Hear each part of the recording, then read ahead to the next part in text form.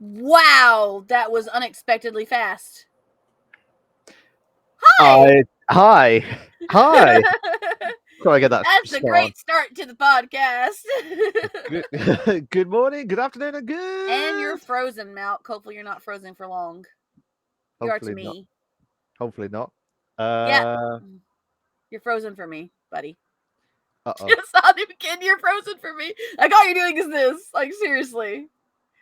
Okay, well if Uh he's not frozen for Kirsty, there we go. it's have to wait to see how everything goes with her. Hopefully can hear me as well. I But can hear you, I just can't see you all right, moving. bear with me a sec. We do have usually the Oh technical yeah, you're difficulty. fixed. You're fixed. It's caught up. Are you Hey. sure? You sure? We're good? Yeah, you're not Right. frozen in time anymore. It's amazing. I haven't got a time machine or anything like that at all. So here we I was go. about to think you might. Right, let's start again. Good morning, good afternoon, and good. There we Evening. go. Hope everyone's all going well and have a fantastic weekend on the 5th of March, Hell yeah. 2022. I can't believe this is episode 7. I know. Trans, It's crazy. episode We're 7. almost halfway through the season. That's amazing. I know. I don't know where the It's, time has gone, to be fair. I know. Have you had a good week, to be I've fair? had a busy week. Yeah? Busy. Busy week. We got a new bed. Okay. And so we've been getting used to that thing. So like my body is trying to make the adjustments to the new mattress because it's a completely different mattress than what we had. We had a spring mattress. Now we've got a memory foam mattress. It's one of those memory foams that come on like the bases. Yeah.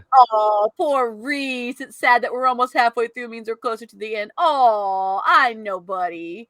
It's Well, okay. We're having fun. But don't worry. it's on those like platform bases, I guess. Yeah. It's a metal platform one.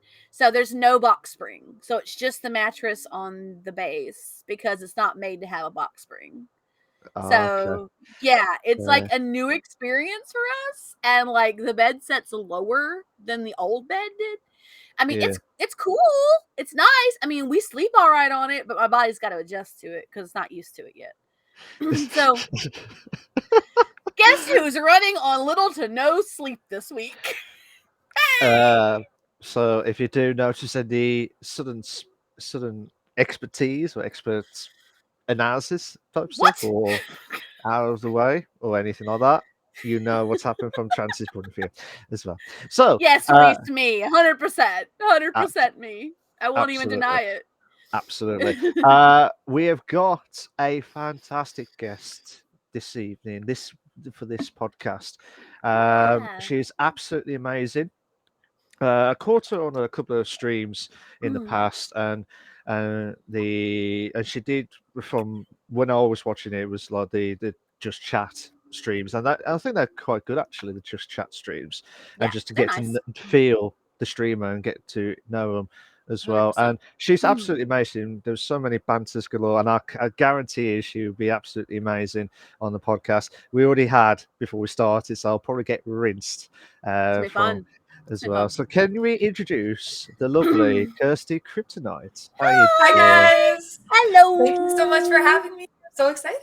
This is my We're No first excited worries. too. We love podcast. it. No worries. And Reese said, if Trance falls asleep retro, I give you permission to shout as loud as you can. I'm not falling Absolutely. asleep on the podcast, Reese. I can't guarantee I won't fall asleep after the podcast, though. Yeah. So that's the Absolutely thing. not. So Kirsty, how's things? All good? Good. Yeah, I'm doing really well, thanks. I'm Oh. just kind of Hi, like getting back into the groove of streaming. I think I ended up taking almost 2 months off finishing up some schoolwork, and then I had Yeah. some family stuff going on. So it's been nice to just I finally feel like I found my groove in streaming. So I've been really enjoying it. I'll throw you do the action, like the groove, like Yeah. the groove, like I'm yeah, chilling. I'm vibing. yeah. No, Vanilla. We're not Absolutely. calling it that. We're not calling it that, Vanilla. It's not happening. Fudge You girl can in give the up cream on machine. you can give up on that plan. It's not happening. The show is not being changed. And hi, Anna. I did say hi to you. Good to see you, darling. Thank you for joining Hello. us. All the love. Anna is one of my in-city friends from GTRP. So Cool. all love. Nice one. Amazing. I believe this is your very first podcast. Yeah. evening. The closest thing that I've done to anything like this is I was on a drink review once, and I don't remember a lot of it. That's usually how those end That- up. yeah. That's Damn. that's on brand, 100%. I saw Damn. like the last 2 minutes, and I literally had a bottle of tequila and was drinking it like this. Oh my God. And I can't watch the Oh, rest because that's yes. all I don't need to know. That don't know sounds can like hurt a you. good plan. That's like I- a good night. Can I just ask, can we get Kirsty again for the last stream for the drunken episode? That'll Are be we- absolutely We epic. can work Yeah, on it. Yeah, that'll be absolutely. epic Amazing. as well. But yeah, I mean, this is the first ever podcast. So, are you nervous at all this evening? I don't think I'm like nervous. I'm like very much like a take it as it comes kind of person. And even with Yeah. your own streams, you never know what's gonna happen. You never know if That's people are gonna true. show up. Are people gonna chat? Is the game gonna work? Is this game gonna be really hard? You know, like so. And you guys made me feel really comfortable, so I think I'm ready to get it. Let's get it. Yeah, let's go.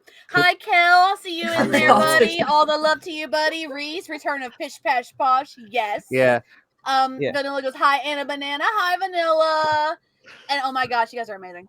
Love you guys. Absolutely, absolutely. But yeah, like I Really? said, Wow, guys, Vanilla. I know Vanilla does not disappoint us at all. Ever, Absolutely not. ever. Absolutely not. So what we're going to do is we always do each and every single week. Well, most of the time that we did last season and bits of this season as well. So basically, we'll be doing the news article as the first segment, and then we talk about the main discussion of that. Hopefully, that will build up from the discussion itself. Then the interview, which I'm going to be doing the interview with the questions to the lovely Kirsty. His turn this week. Absolutely, absolutely. And then the Ask Us Anything part with a bit of side notes from GTA RP, which I don't think there's not much as what happened last week's episode. No, last as week well. was big, but this week Was it's a little bit less. Hi, Silent Magster. Hey. Hello. You guys are Hello. amazing. I love you guys being here. I love this. All love to y'all. Absolutely. So, but like I said, I mean, I'm absolutely ecstatic that we got the lovely Kirsty Yeah. joining us tonight, and what's great about it is her first ever podcast. Anything goes in our podcast, so That's let's pretty go much the for it case. 100%. as Yeah. well. Hi, Basie. Oh my Daisy, God, Daisy. everybody's coming today. It's amazing. I'm all about it. Absolutely. All So, about it, you guys. yeah, I think Trance is really on the ball tonight, aren't you? As well. I am faking it till I make it. Sometimes when That you is have my less sleep, theme. you feel more awake. You know what I mean? You I just, like, know. you're beyond. Yeah. We're sorry for any technical difficulties, guys, but we'll be back with you for Trans EXE very shortly. Indeed. So here we RTK go. all the- Here we go, guys. Let's go and start the very first segment, which is the PC console news. So this should be the news that Trans has picked from the build up to the 5th of March 2022. And we'll get through with that. So Trans will be doing the articles this week and the main discussion, while I'll be doing the interviews with Kirsty later on in segment 3. So Trans, are you all set, ready to go? I am. So let's get to it. All right. First off, Trans has got to clear her throat. Nextly, I'm still having sinus problems, guys. Yeah, yay Tennessee weather. Anyway, first off, on the news today, Nintendo gamers in Russia just got locked out of digital game purchases, coming from The Verge. This is in response to the, of course, Russia-Ukraine conflict we got going on right now. Nintendo has temporarily put its Russian eShop in maintenance mode since suspending the process of payments in rubles. This is the latest in a slew of companies that have taken action in protest of Russia's invasion into Ukraine. EA and CD Projekt Red both have already halted sales of their games in Russia and Belarus. Microsoft has suspended all new sales of Microsoft products and services, their words, not mine, seeming to extend to Xbox hardware and software to Russia. Eurogames also announced that Sony apparently has pulled Gran Turismo 7 from sale in Russia, which was a hugely anticipated game for 2022. The writer of the article said that they looked for for it in sale on them, and they could not find it. And so they said that Eurogamer kind of made a thing on it in one of their articles. So they're saying apparently that's what happened. Sony pulled it kind of on the low. But but yeah, so obviously we're here to have a good time. But the real world is there, and it does happen outside of our doors. Absolutely. So what's everybody's thoughts on this particular article today? I'll let Kirsty to do it. Oh, I get to go first. Oh. Yeah, absolutely. Well, it is Women's History Month, so I intend to go first every time. Thank you. You or me, we got this. So, I'm like kind of two-minded about it, because on one hand, I think like a company's stance on saying, hey, we're not cool with this, we're going to take some action, I think that's really cool. But on the other hand, a lot of Russian civilians are not with the war. And I think of all the younger kids who are not involved at all, and putting pressure on them when they're already in the midst of like some really tumultuous stuff. I don't know. It kind of rubs me the wrong way. It's like, are you really that worried about your profits that you really want to cut out young civilians like that? I don't know. So it's like I'm kind of two-minded about it. Yeah, I mean, I get that. I understand why Nintendo is doing it, and I understand why the big companies are doing it completely 100%. I get where they're coming from when it comes to this. I completely understand, and it is their business. They have the right to refuse service to anybody that they feel like they do not want to have service, especially in a certain situation at the time. But you are right. The little kids are not a part of this, and they're already going through a bunch of shit, and maybe the Nintendo might be their way of escape. And so now, they can't even get on the Nintendo eShop to get games or any of the stuff for their games. So they're kind of, SOL as it be. You know what I mean? Luke goes, Russia has been blocked from SWIFT either way. Russian civilians probably aren't too keen on spending money on entertainment right now. Fair, 100%. Vanilla says, I'm glad companies are taking action, but I'm also sad that the Russian people who are not invested in the invasion are caught in the middle between their country and the rest of the world. So Vanilla 100% agrees with you on that, Kirsty. So, Milk, how about you? Yeah, I mean, it goes on with all the other stuff going on. It's not just the games; it's just anything that in general they've blocked out everything in this. So, and at the same time, it's like it's unfair on the civilians because they haven't done anything with it at all, and it's just not their fault as such. Yeah, Do 100%. you know what I mean? But because they're all linked, it's just like, well, I'm sorry, because you're Russian or Belarus. Talks to somebody. You're just a somebody. You will be blocked and be rejected as much as possible. But absolutely. It's just not fair for the ones who have to suffer. I mean, I hope the war between them two gets sorted as soon as possible. I'm sure, or it gets quickly sorted as well. But in all due respect, I just hope it just gets done and dusted and get out of the way, because this is just getting ridiculous now. And it's just not fair for the guys who are just not, what's the word I'm after? Getting the investment.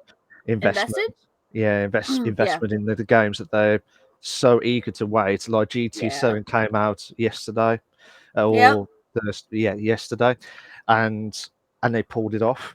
So people who in Russia who've been waiting for that for ages, it's a racing game for people who are not sure what the GT or Gran Turismo. I would hope that most people know what Gran Turismo is. If you don't, where have you been for the last 15 years? I mean, honestly, but I mean, there are some people that might not know GT7, but yeah. Yeah, I get you. Yeah. Oh, thanks for that. But yeah, it's just basically. I agree with you, Kirsten, and I agree with you, Vanilla, for that. To be fair, it's just I just wish, just in all sanity, I just want everything to get sorted, but it's just not fair for the guys, which is understandable. But because they're linked, it's just it's either that or bust. So, and it's just Professor says more like Beaks, 25. welcome in. Hey, hello. Hi, B. Nice to meet My you. friend. I'm Tris. That's Milk. And I'm sure you know this person over here. I like how you just did the arrows. They said bye. Hi, buddy. Yeah. I thought I was wondering if you're going to join us today. It'd be great. I thought Kirsty was doing the arrows. Yeah, right. Yeah, let's go. I'm all about it. Disco. Party in the podcast. Get in itself. But yeah, personally, I just hope they get it sorted. But Mhm. in all honesty, it's just not fair for the guys, But what else can we say about the situation other than that's Yeah. It what's makes me happened? wonder too, like when you target young people like that who are obviously easily impressionable and have different like life Yeah, values than adults because they're still growing, and not saying that everyone who video games is young, but a lot of people are obviously. And like, do you risk further alienating a population who has agreed with you up until this point by taking away the things that make them quintessentially young and innocent and yeah, not Yeah. invested? I got you. I yeah, got you. absolutely. Daddy be fair. Senpai said it was nap time. Buddy, I'm glad one of us got a nap. Because I still have not gotten a nap. You know, Are I you doing told you in DMs, I'm telling Daddy Senpai, I told you in DMs, buddy, I was going to get my hair cut. Well, guess what? It took longer than expected. And I got back just in time to get ready for the podcast. So there's that. And that was your former guest, right? Like last episode? That was last week's episode. Okay, Yeah, cool. he was a return. He had come in on one of the earlier episodes because he's one of my in-city friends, and he came in last week too. So Nice. he was a guest last week as well. So Sweet. yes, He you could just wants to also come argue back. that sanctions are immoral. Good point. 100% RTK. Vanilla goes big spoon or little spoon. I'm worried about Vanilla now. I'm not worried. It's Vanilla. I mean, I expect these things from Vanilla. 100%. I expect it. Oh my god! Oh my god! I'm so sorry. The Daddy Senpai just did 2 subs to me. So thank you Hey! so That's so much. nice. Nice. That second person is my dad. He's watching. Thank you, Oh, buddy. really? Oh my god, No that's way. amazing. Thank you for Yeah, dude. gifting them out. That's amazing, dude. For Oh, real. That's awesome. GG. Yeah. I've got to be professional now. Kirsty starts on there, so sorry about the dough side. I need to get my suit and ready for the. No. It's really chill. He watches my streams where I literally talk about dicks and poop and sharding. There you and go. Swearing There you go. constantly. So All we're good. fine. Like I said, we're cool. It's fine. Yeah, I told you, it's this podcast is probably like the most laid back one you will ever be on. Yeah. Absolutely. We're all Thank you here to so have a much. good time. Yeah, absolutely. But yeah, going through that, I mean, what was your thoughts, Trans, in more depth from that outbreak of like Well, the I already companies said what I just doing thought. I said it after Kirsty did. I said what I Oh, thought sorry. after Kirsty No, did. but you know what I mean, like in depth. Like, when do you think this is gonna get back to normal for Russia and in such? Well, war and war type conflict is never easy to come back from. It always takes a few years afterwards to start, rebuilding things and start finding where you were before. I mean, America's been through enough of them. We should know. We've been there multiple times, guys. It's true. Like, it's so true. Like, I mean, we've been through so many fucking wars. I mean, it takes a little while to get back on your feet. So after this conflict ends and everything, if the resolution is found or whatever, it's going to take them a few years to start building up, the value of their money again, as well as to start building back, a lot of people's lives who were destroyed during this conflict. So, I mean, I told you guys last week too, I mean, and it still goes for this week. Our hearts go out to those people who are affected by this conflict 100%. Absolutely. It's going to take a little while for everybody to get back, into a place of, betterment in general. Even the attacking countries, tend to have hard times getting back as well, because war is expensive, war is problematic, war is a lot of things. So it's one of those things that you just got to go through, and after a little while, things start getting back to normal and you can start living your life and moving forward, Absolutely. Let me see. Oh, so my people here were saying, Kel, Basie gave me a stretch. First off, let me do that stretch. Stretch! Reaching for the sky, Basie. Oh my God, that hurt my back. That actually hurt And that was the last episode of Bish Bash Bosh. It was. And we have to reinstate Kirsty to be the new hostess with the mostess on there. Kellen said sleep is for the weak. And Basie goes GG. Vanilla gave cheers. Daddy Senpai said, me, how can you be Big Daddy without being Big Spoon? Good point. And Vanilla goes, someone's dad is watching me. I don't know whether to be classy or me. Be you. Be you. Be you. And Luke I've already enjoyed your comments. Luke goes, this is a gray area with Russian banks already not being able to function. Does it really make a difference if gaming companies stop selling in Russia? If the Russian people are more worried about being able to put food on the table? Good point. 100%. We have to think about the people. It's very, very important. That's a very, very big thing when it comes to war. Absolutely. Absolutely. Hello, TM. Hi, TM. All the love. Thank you. Thank you so much. It's gonna be an explosive podcast, and I can feel it. I'm all excited about it. Excited as well. Yeah. Shall we carry on with the next article? Yeah, absolutely. Cool. So on that one, that was a short article, guys. We got a little bit longer one coming up here. One more article and related to what's been going on, because when I looked up all the news, this is all it was on the news. So, but it's not as bad as the last one. So Garry's Mod and Rust prices are going up in Russia to help support Ukrainian charities. This comes from PC Gamer. Due to concern for the opportunism in Russia from the crash of the value of the ruble, Gary Newman is raising the prices on Garry's Mod and Rust in the Steam store for the Russian market at the current moment. Coming from the article, quote, we're raising the price of our games in Russia because the ruble has crashed so much and it's leading to opportunism. We're going to donate any payments from Russia to humanitarian charities helping the Ukrainian people. Newman tweeted, war sucks for everyone, so we're also going to donate another $500,000 to help them all out, end quote. So that is massive. That's really huge. Garry's Mod went up to 750 rubles, which is about $6.50 our USD. From 365, while Rust is now 3,000 rubles, which is about 25.65 USD, compared to 14.65. Newman says the increase is to discourage people using VPNs to buy the games cheaply. And on a VPN, someone can make the system think they are in Russia, take advantage of the low market value of the ruble, and get a game for hella cheap. The promise of donating funds to the Russian game that they sell to the Russian games they sell to Ukrainian charities might be appealing for some Russian gamers to oppose the war discreetly, but Newman thinks that, quote, things will sell less there, not more, end quote. From the article, quote, there are, of course, many Russians that oppose what their country is doing, but I wouldn't expect that buying our games would be an appropriate way to protest against it, especially considering Valve is still going to be taking their cut, and especially since they probably are unable to get a working payment method right now anyway. Aside from the video game companies and the prices going up and stuff, the other ways companies tend to isolate this issue in Russia are, one, Visa and MasterCard was blocking Russian financial institutions.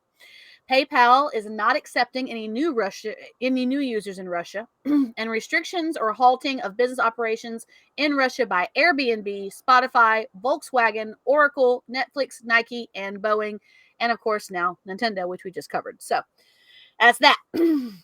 So what do you guys think? I think this is a really good idea for Newman to do this to the Ukrainian charities, but I want to hear y'all's opinions on it.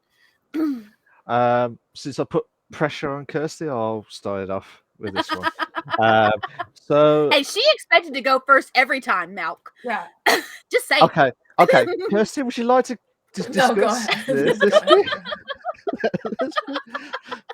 Well, I've been rinsed to start off with, so I'll let Kirsty to start off with on the charities itself. So what's your thoughts of it, Kirsty, with this? I think, like, obviously $500,000 is a pretty amazing contribution. Like, I think that aspect of it is really cool. But some of the points that they make, like, oh, well, what if people start using VPNs to get a cheaper game? Like, that kind of rubs me the wrong way. Like, then it's like, okay, if that's something you thought about, is that what your intention is? Like, it's kind of, again, like, I don't want to be a fence sitter, but it's kind of like, okay, like, this is cool. This is really bizarre. And like, kind of, I don't know. It's kind of weird. But then there's a small part of me that's a little bit gleeful. Like, have you ever played Rust? I have not. I haven't played it in a long time. I know people who do, but I haven't. I have an Estonian friend, so we often play in servers with Russians, and some of Oh, them are okay. so mean. So there's like Yeah. a small part of me that's like has heard like fuck that gamer girl, like, and like has like raided my house. There's like a small part of glee. I don't know if that's like super inappropriate. I'm like, yeah, fuck those I kids. think it's 100% okay to feel that way. I really think it is. You know it's wrong, but you know that you're happy about it, so there you go. You know the term Schadenfreude, like taking pleasure in another's pain. No, but in all seriousness, I'm really glad that they're contributing the money to the Ukraine. Like that part is amazing. It's That part is amazing. What you Mhm. told me just when you go into there, I can't stop laughing. We have broken milk in the first 30 minutes of the episode, so there you go, guys. Oh, right. Oh, here we go. Come on, here we go. So, but yeah, He's trying to get his um, composure, guys. That's so yeah, funny. it is. It's all good. But I can't stop laughing about that. It's just insane stuff. But you rock, Kirsty. You rock completely on that. Yeah, I do agree with Kirsty with the charity side. It's like what they've done is fantastic, and it's a great help with to help them out as much as possible. Yes, the VPN is going to be bit of a dodgy side to get the free stuff. Well, I say free stuff, the cheaper side of stuff, which is a bit crap as such, but it's going to be awkward nowadays now to police it, to say, oh, are you actually from Russia, or are you Yeah. actually from UK or USA or Canadian itself? I Yeah. I am Russian itself, but I don't know what I'm going to say next. But you know what I mean, don't you? But no, I mean, I get that's one that said the reason why they're doing it is so to discourage people using VPNs who make themselves seem like they're in Russia to take advantage and game in the system. So they're still at least paying some sort of reasonable price for these, particular games that they're putting up there. So I completely understand why they're doing that. And yes, of course, 500K to the Ukrainian charities. Oh my God, that's amazing. I mean, that is like that's humanitarian like amazingness right there. That's awesome, because I mean it's going to help a lot for so many people who need it, and it'll help with getting, like we're talking about, getting back on everybody's feet and getting everything organized again and starting to get back to a point where people can start moving forward from this particular conflict once everything is over. Rooftop Korean goes, the ruble is worth less than one Roblox currency. Words. Right now, to put things into perspective. Hey, I'm sorry. That's what happened. I told you guys, not much sleep, y'all.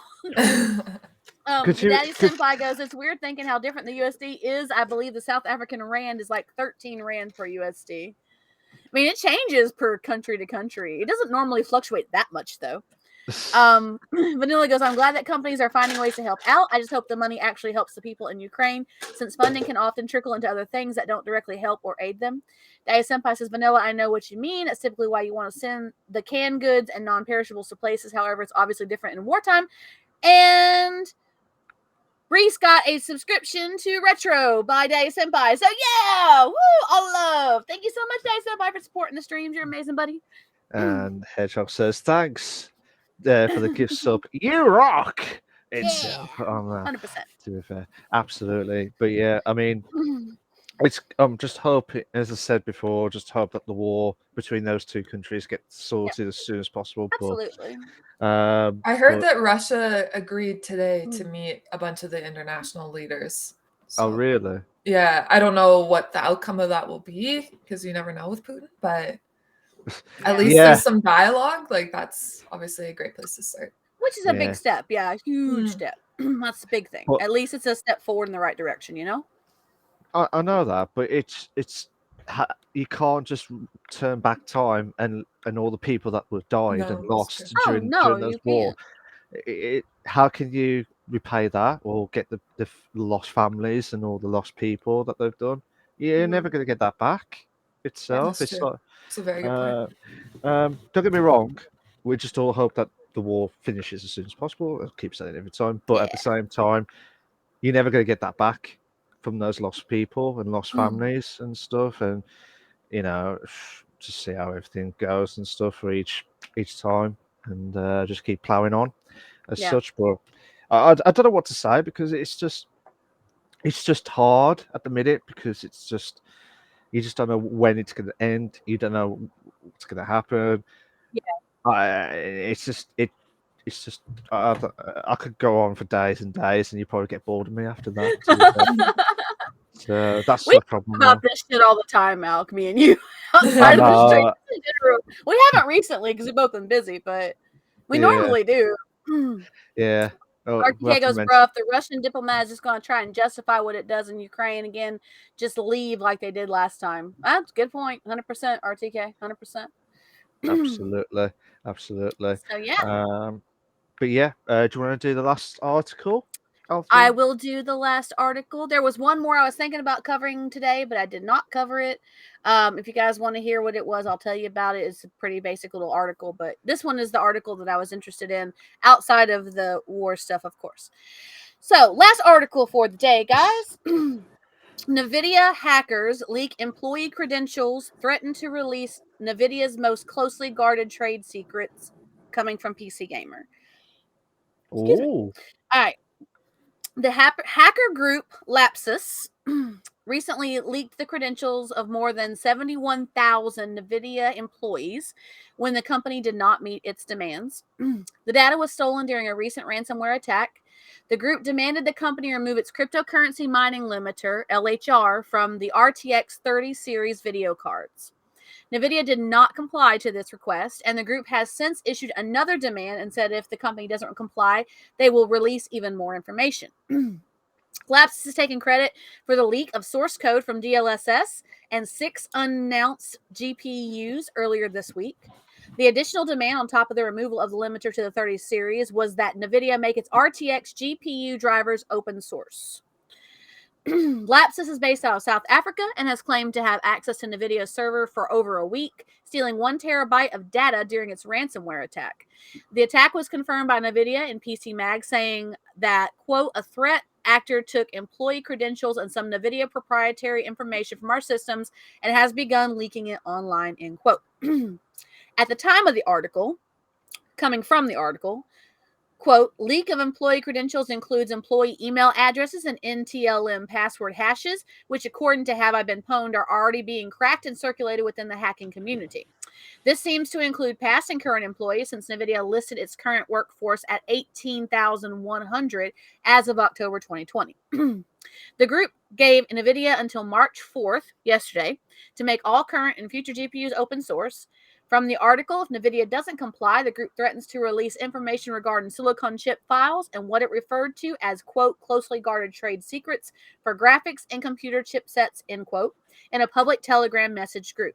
If you want to see the Telegram message that was written from Lapsus to NVIDIA, you can see it on the actual article link. So you can look up that link and find it.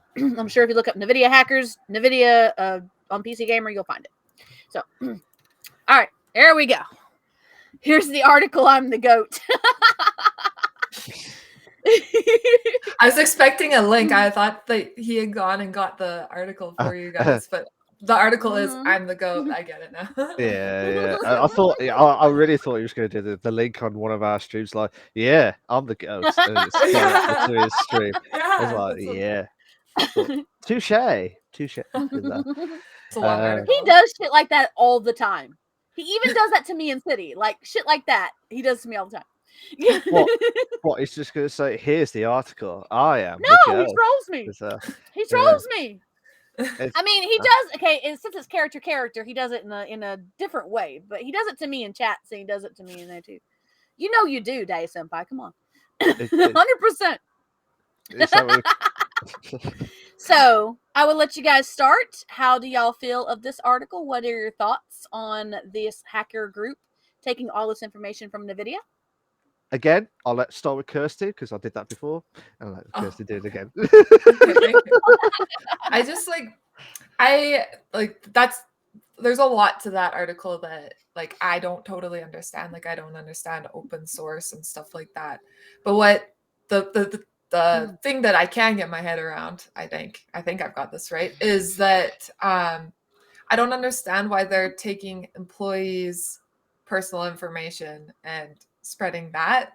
Like at any time you're putting people in a position where they're just trying to work their job, they're just trying to make their living, and now they're being exposed because the higher ups, like, I guess, and maybe I feel so passionately about it is because I'm a server and people will come in and complain, oh, I'm not wearing a mask. Why won't you let me in? Bitch, I'm a server. I don't make the decisions. Why are you yelling at me? Like it's not up to me, you know? You want to know my response to stuff like that when I got those responses? Do you want to know what my answer was? Yeah, let's hear it. I just work here. I don't make the rules.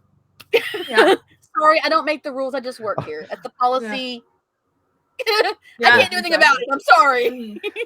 I thought you was going to say, when I do it every single week on the show, like, sort your shit Sort your out. shit out. Yeah, with the mask itself. Yeah, I thought that's what's going to happen. When you said that, I thought, please say you did that. I thought, yes, that would have been epic. I wish I could have told those people off so many times. Seriously. Like, I really wish I could, because I worked in retail for a while, and they did the same shit. Like, oh, I can't come in without a mask. I'm like, no. Yeah, You that's can. correct. I'm See ya. sorry. Yeah. But anyway. You're talking about Dave Senpai. He goes, Tress tells her hands are ready to eat for everyone and they punch the kids. What the hell are you talking about? I didn't punch any kids. I don't know what you're talking about. Oh my God, he's gonna get me in so much trouble. Goes, right. No, I'm innocent. Of that, I'm 100% innocent. There's a lot of things I'm not innocent of, but that's one of them I am.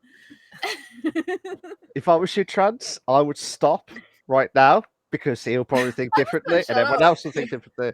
Yeah. Because Swordfish kicked him in the shins. Hey, smarter, not harder. Ledge. Professor actually is a professor, so this is probably a tried and true thing that he has done. Yeah. Shitty little university kids. Take that. I can't bend that low. Oh my God. Kirsty's thinking, oh my God, what the hell did I agree to this podcast? I told you. We don't know where this is going to go every time. This is every week. This is us every week. You talking about beating kids every week? No, absolutely not. Twitch TOS, we do not. We do not. I work with kids every day, so yes, I do not do that. Sorry. Kirsty's thinking, well, welcome to the last ever episode of the Bish Bash podcast itself. We're gonna get like live cancelled. Yeah, live. That was it. Insane. Oh God, you guys! Oh, I'm not even gonna justify that with a response, bro. Oh, vanilla. Hey yo. Hey yo. Where's the alcohol? That's a good point. That's a good question. If our finale, we're gonna have to get drunk. Yeah. Wasn't me. No, that is 100% you. That was 100% you. Okay, not even. You know it's true. Anyway, what we were saying about the hackers. And not the kids. Yeah, I was going to say, it went from hackers to kids, and now we have to go back to hackers itself quickly before, Before it gets a little out of hand over here. Yeah, like, I think it's already gotten out of hand, but you never know. Yeah, could get worse. This is our podcast after all. Yeah. Yeah, absolutely. But yeah, like I said, I do agree. Again, I do agree with Kirsty with the why getting everyone's employees' information, and like, oh, let's just download it and send it off online to random people and send some random shit or anything like that. To be fair to these random people who they're just only there for work. They don't care about anything else. They just want to get their money for their living, and that is it, to be fair. But yeah, it's just a matter of stupidity and they just want to get all the right info. The open source is just like they just want to make it free. That's basically instead of paying like thousands and thousands of pounds Okay. or dollars Yeah. itself. The open, like when you hear the word open source, it's mainly like instead of getting a paid software, you can get like the code behind or like the open source itself for free, or in those words itself. But overall, it's just they just basically just want let's just see what they try and do, and we'll bribe and ransom each and every single person and see what Right. they can try and do. Mwahaha.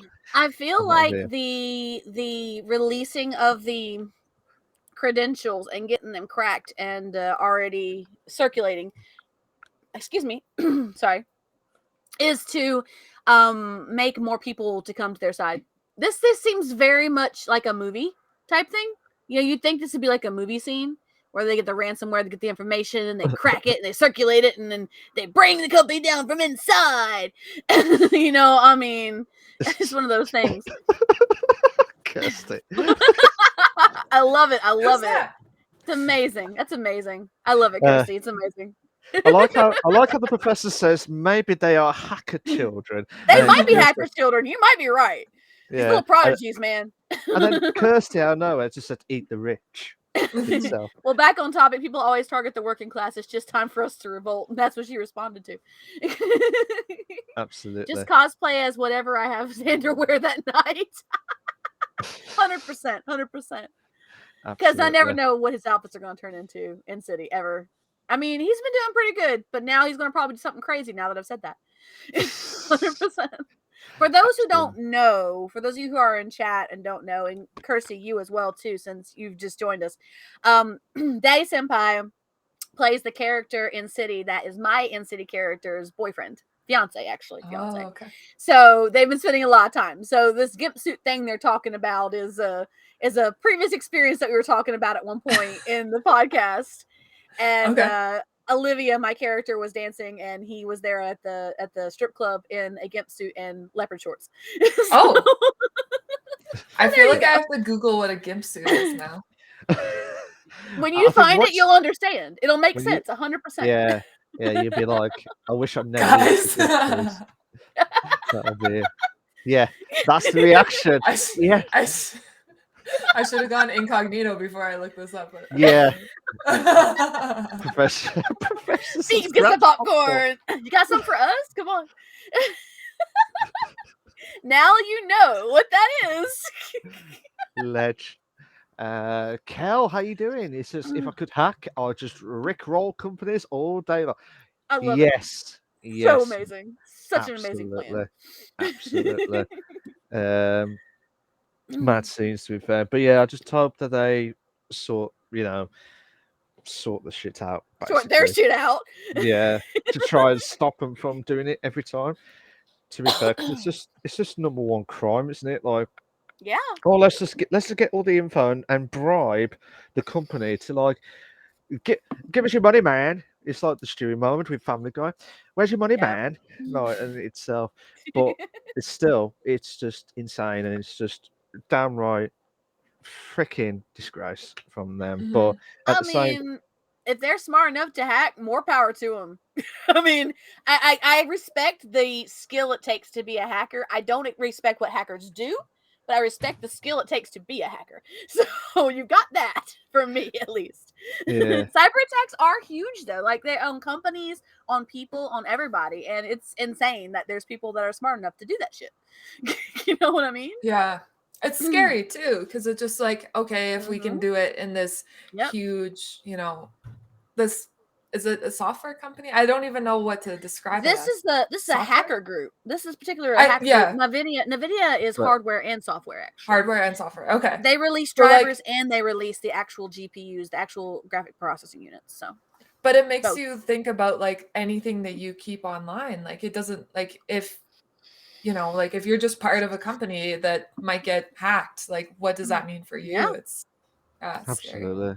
even at my job, as minimal, I mean, well, it's not that minimal because we're connected to bigger things, but even at my job, we go through like, protect yourself classes, cyber security classes, talking about don't open strange emails, look for these notifications. If you get somebody comes in who's not supposed to be there, make sure you pay attention to what they're doing, all that stuff. We go through all of that too, even on mine. In my job. But I mean, part of it is like we have access to a lot of stuff that people would be able to get their hands on. It could be problematic for my job and for the bigger picture in general. So, but I mean, so yeah, cybersecurity is like no joke, for real. Like, I mean, like I said, I mean, the skill it takes to be able to crack that shit, I mean, it's impressive. But like I said, what they do, I don't agree with personally myself.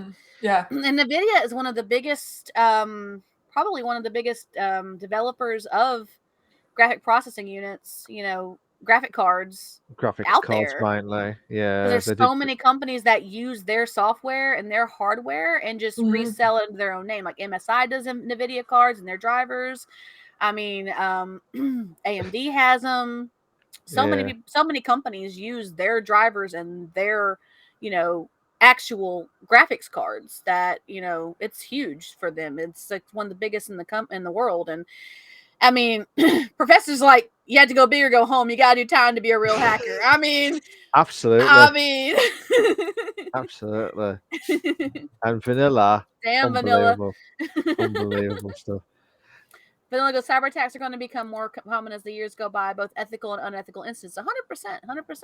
It is. It's massive. It's a big, big problem for everybody, really. For people involved in the companies, for the companies themselves, for everybody.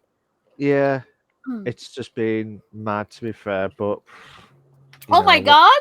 Day Senpai just gifted 5 tier 1 subs to my community. Oh my God! Thank you, my man. Thank you, buddy. Yeah. I'm all about it, dude. Thank you so much. Nice. Nice. Yeah. But yeah, just hope that they get sort their shit out basically itself, and just try and get themselves sorted, because Vanilla's right about the cyber attacks. It's just going to keep going as the years go by. You probably hear it all the news all the time now. You'll be even more, be like, and then there's been another cyber attack in the latest news itself, and then you'd be like, yeah, we've heard this before. Cyber criminals are getting smarter too. Like, it used to be different. You used to get pretty much tell what the emails were that that weren't probably a cyber attack, probably had viruses or ransomware in them. Now they're getting to the point where they're able to adjust their skill levels and stuff like that to make it much more secretive, or to make it seem much more professional. Or I mean, they might send you an email about an insurance thing, that something might be changed about your insurance because of COVID-19, whatever. I mean, they can send out these emails that sound 100% legit. Like, you can look through them and you're like, oh, okay, that makes sense. And unless you actually look into what the hell is going on, you're going to get attacked, because you're like, oh, that's something you don't think about. Absolutely. What kind of liquor do I drink now? Martini sounds fire, says Daddy Senpai. Vanilla goes, shaken, not stirred, ? It actually tastes better shaken. Bon was onto something. 100% it does. We'll have to get Kirsty back to the last ever episode. Oh, Vanilla. You need to do that. Well, Vanilla. Wow. Anywho, and with that, let's go straight to, unless there's any more queries or anything you guys want to discuss about the topic. God, Daddy Senpai. Itself. It's up to you. No, I've pretty much said my piece. Did you guys have anything else y'all wanted to add to the article, or no? Kirsty? No, I don't think so. Okay. I think she's still taken back by the gimp suit. Yeah. No. Yeah, my mind went blank after the gimp suit. There's nothing going on back here now. Absolutely. It's okay. It happens to me all the time. I don't even know how to pull it myself through the show sometimes. I just ride the energy. I'm like, yeah, we're going. We sending it. Gone. What? It's true, Mel. I'm serious. Yeah. I'm like, I don't remember scenes. I had to rewatch You the don't show. So remember? I had to rewatch. I don't always not remember. There's times that I don't remember parts of the show. I have to rewatch. I'm like, oh yeah, I did say that, didn't I? I remember now. I But just it's don't like, look back because what you don't know can't hurt you. Like, did I actually say it? Let's go with no, and we'll just move on. And Yeah. in 2 months, that VOD will be gone, and we're fine. Yeah, it's like It's 100% plausible deniability. I don't Yeah. remember Yeah. saying it, so I didn't say it. Yeah, exactly. absolutely, and it's just like, did Gotta I s- ride that energy, damn vanilla. it's just like saying, what actually did I say last week? Poor trans. I'm sure I said something to trans last week. Oh yeah, I said I'm sorry. I called her the fudge girl last week itself. You're not So calling me that again. I've just done it now. You're Wink, not wink. doing it again directly, not indirectly. I can't stop you indirectly, but you're not doing it again directly. I Daddy am. Senpai already got my wrath on that shit for real. He knows it. Oh Oh, no. oh no. Oh no. No, Daddy Um, Senpai. no. So that was the PC console news articles from this week. That was the first segment, and that was just under an hour. I think that's the first time we've done that in ages. Pretty To be good. fair. Bye. You Excuse and the me burp. both, man.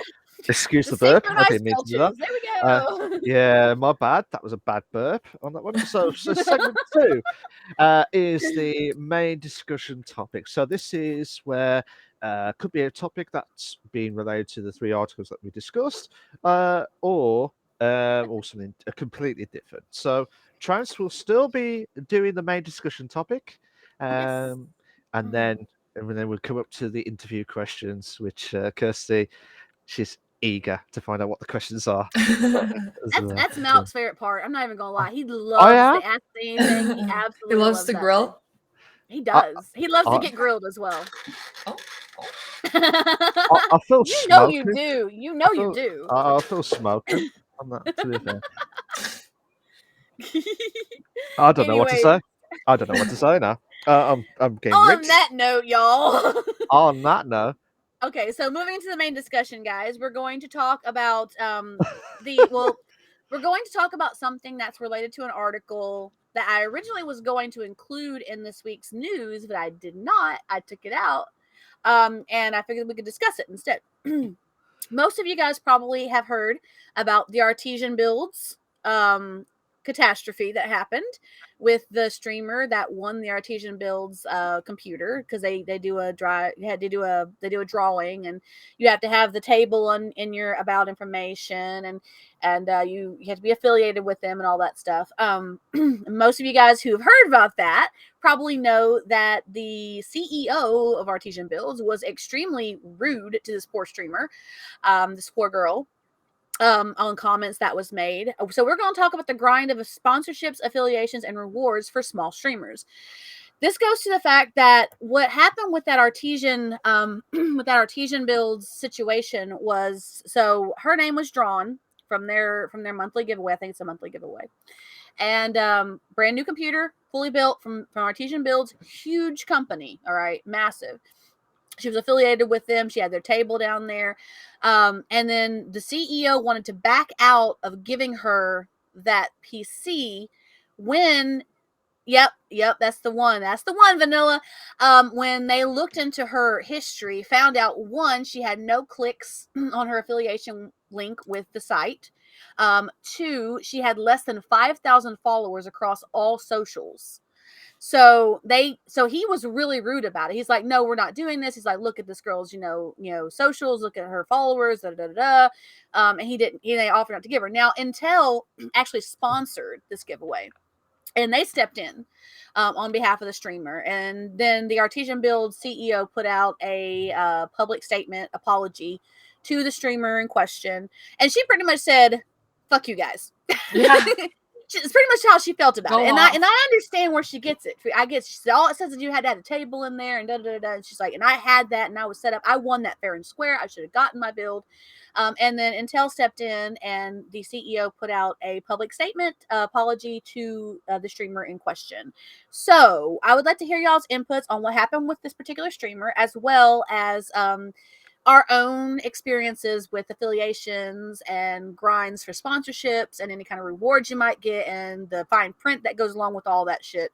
So I'll let you guys start out. You guys can decide who goes first. You can go ahead this time. I've done 2 in a row first. Your turn.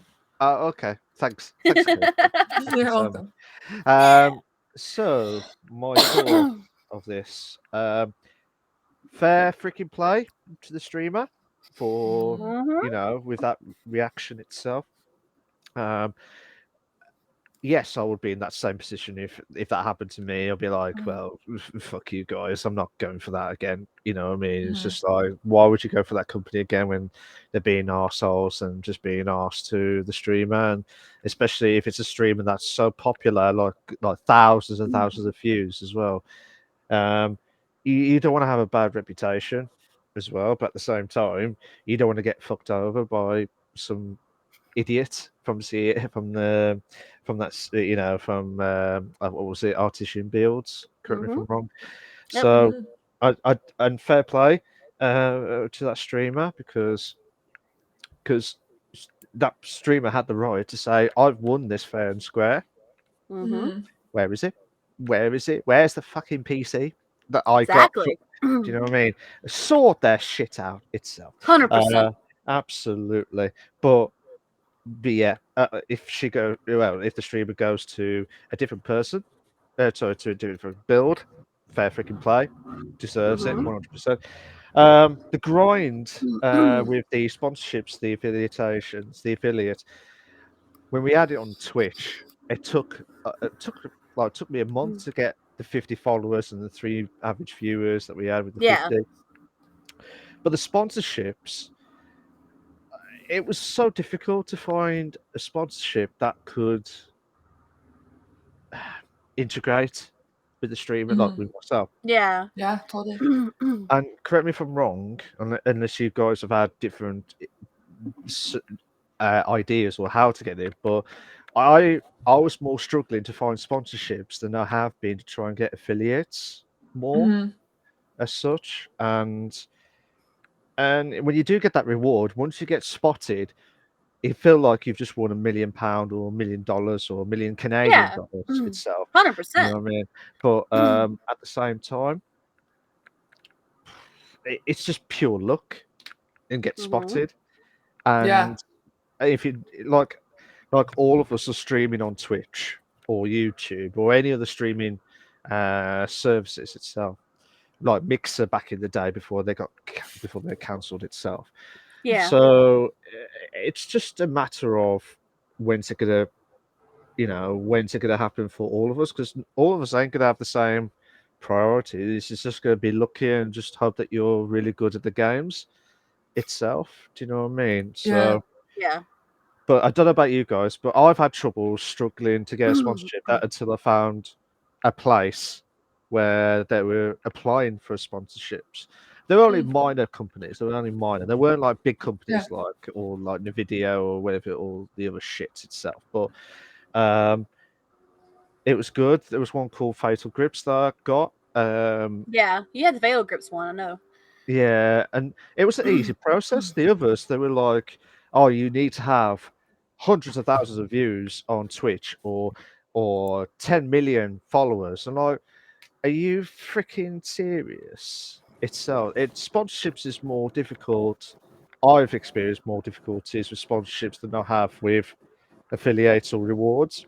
And when you do get rewards on stream, it's mostly the unexpected rewards, and that's what we love about the rewards itself. Oh yeah, totally. Because all of you guys, the fans, the viewers, anyone that all of you guys, absolutely all of you guys, have been. Yeah, it's more to do with you guys have been there to help to support us as small streamers. Unite.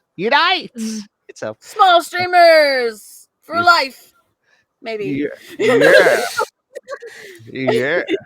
I think Before we go any further, I'm gonna do a quick catch up with some people. Had some comments said in the chat.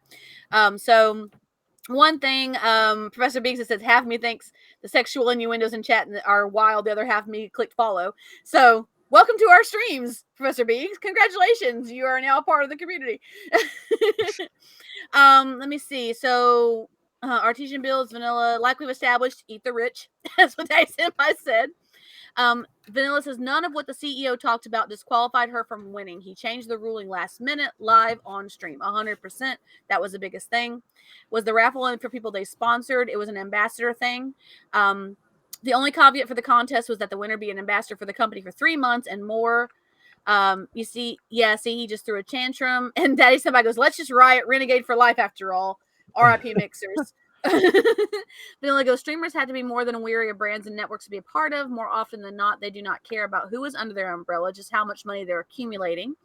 And Daddy Senpai says, from my experience with G Fuel, who sponsors everyone, bless them, it was a painless process and they worked with the people they spoke to. The companies just need dedicated teams for that stuff. So the chat has a lot of things about that too. So yeah, the fact that he changed the ruling on it and said, and especially he said it on stream, like, this girl has like less than 5,000 followers across all her socials and this, that, and the other, and blah, blah, blah, blah. I mean, that imagine. Was yeah. Oh my God. I know, the gall. It's crazy. All right, go ahead, Kirsty. The unmitigated gall of that is just wow. Wow. So like I think it's all so the issue with artesian builds is like I think maybe in general, I think that I don't know what that's about, but okay. I'm like changing my mind as I'm speaking, but instead of like taking a breath and like gathering my thoughts, I just keep talking through it. So no, you're good. Go ahead. Go for it. Go for it. But I think what smaller streamers are not really are not really appreciated for is the conversationality of small streamers, right?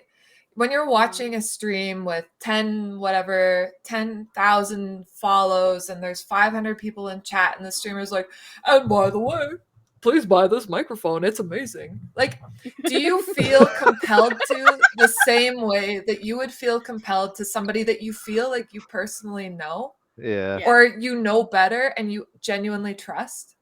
Like, I think that small streamers could be. Have you seen me? I just ramble. That's just let me keep going. I'll just keep going. Ooh. But no, I think go with it. I think small streamers have a place in advertisement, and I think that, like I say, like that trust to some extent is there with a lot of smaller communities where people can actually talk, and when smaller streamers tend to have smaller people coming in as well who are just starting out and say, hey, when I started out, I got this mic. It was amazing, or whatever. When I finally got a PC, this is what I got on my build. Rather than, just having an exclamation PC build in your chat. And it's like, this is what I have, having the time to talk about that stuff. I think, and like, not only that, but like so much of advertisement is repetition, So if you're only giving your, for example, artesian build to big streamers, not everyone watches big streamers. A lot of people don't even pay attention to chat. They just, if it's a big streamer, they just watch the stream. So if you have somebody like a bunch of, small, medium, and large streamers all repeating your product, isn't it going to increase your sales? Like everyone says this thing is good. Like I want that. So to imagine, I can't imagine literally watching somebody be like, oh, this girl isn't good enough for our free thing that we were going to give away for free no matter what. Like what an absolute, like, oh my God, I would be heartbroken. I'm so proud of her for being like, yeah, suck my ass. Like, I don't want that shit anymore. Like, can you imagine? It's so hard to etch out our niches on the Twitch scene. And I think affiliation, I heard recently, it's basically to prove that your account isn't a bot. Like it's basically to prove that people are actually chatting, people are actually following, you're accumulating, you're getting better, etc. But then partner is like an unbelievable jump, jump. And so many people make that jump and then can't even get partnered. They still get turned down. So what is this community that we're building where you're not good enough if you're somewhere in this, but meanwhile, and along the same line, like I hate watching partnered streamers raid other partnered streamers. I mean, it's not my business. It's not my problem. It's not my decision. But I think it's such a lost opportunity for somebody who's smaller. Not that saying, you get rated by a huge streamer and all of a sudden you become huge too, but it's a chance. And I literally watched a YouTube video. I think it was Jacksepticeye was going on Twitch and like donating to partnered streamers. And he's like, oh, this is a small stream. And it was like 150 people in the chat. And I was like, girl, small stream? I was like, small stream who? Like, I can't even, like, it's just like, there's so many people, and some of the people that that he was donating to were just like, oh, thanks, another donation. I was like, if somebody gave me $150, like, I'd be like, do you want my OnlyFans? Do you want to see some boobies? Like, what do you feel? Like amazing. Like, imagine. Like, oh. Anyway, so I feel like, and I personally haven't. Hey, yo. But like, I personally haven't ever had a sponsorship. I've tried like affiliate codes here and there. And I've been approached. Like, I've been approached, for example, on Instagram. I've been asked like, oh, we have this clothing company. Would you be interested in having a code with us? And a couple of times I was like, no. And then one time I was like, you know what? Let's just try it. I'm just curious.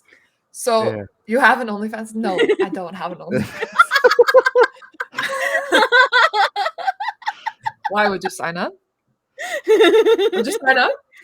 Just curious, for academic purposes. Just wondering. Put an I in chat if you'd sign up. Whoa. I did not expect this at all. Oh, but before I forget, sorry, make sure you hydrate, guys. We're gonna hydrate? Oh, yay! Thanks, Jim. Sorry. We're getting a little thirsty. We need it. Thank you. Yeah.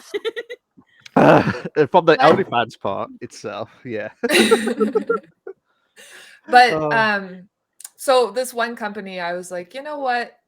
I'm curious. I'm genuinely curious because I was asked.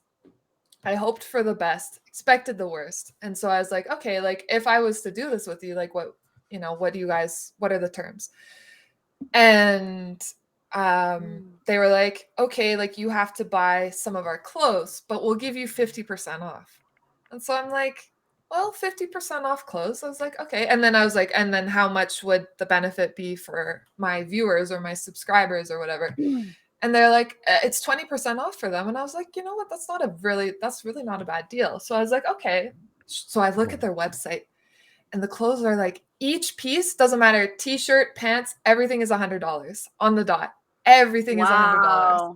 And I'm like, okay, I'm curious. Like, let's buy a couple of things. So I bought a few things. I get my 50% off. It was still decently expensive. I shit you not. It was Shein quality clothing. I was so upset. Even with my 50% off, like the clothes weren't worth it.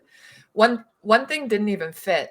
It was size medium, which is I'm a really tall. I'm a medium ass bitch. And they gave me things that would legitimately not fit a child. These shorts were like this big. And I spent $50 on them. And I was like, are you joking? Like, can you imagine? I was like, I'm supposed to represent you. I ordered my size. It's not even just slightly too small. Like, there's no way this would fit somebody who's not over the age of 12. Like, so I wrote them and I was like, if you guys want to work with me, like, I'm going to be honest. So I just wrote them and I said, hey, most of the clothes didn't fit. And then there was a t-shirt that was supposed to have like a cinch around the bottom. So it was supposed to kind of balloon out and be kind of like loose and cute. And I was like, I'll make it fit. I'll suck the gut in. See, the problem is I have thunder thighs and there's no amount of sucking in the world unless you include liposuction that's gonna like deal with those. So the shirt maybe, the thunder thighs not.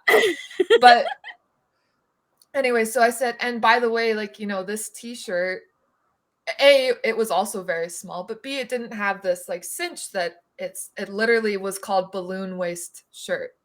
So I was like, oh, maybe it was just the way that it was folded. But I looked at what the shirt was called and I was like, balloon waist. Like, obviously this is what it's supposed to have. So I wrote and said, like, this is not what I received. And they said, no, that's right. I'm like, girl, that was $50 for a regular t-shirt. $100 is what they were asking.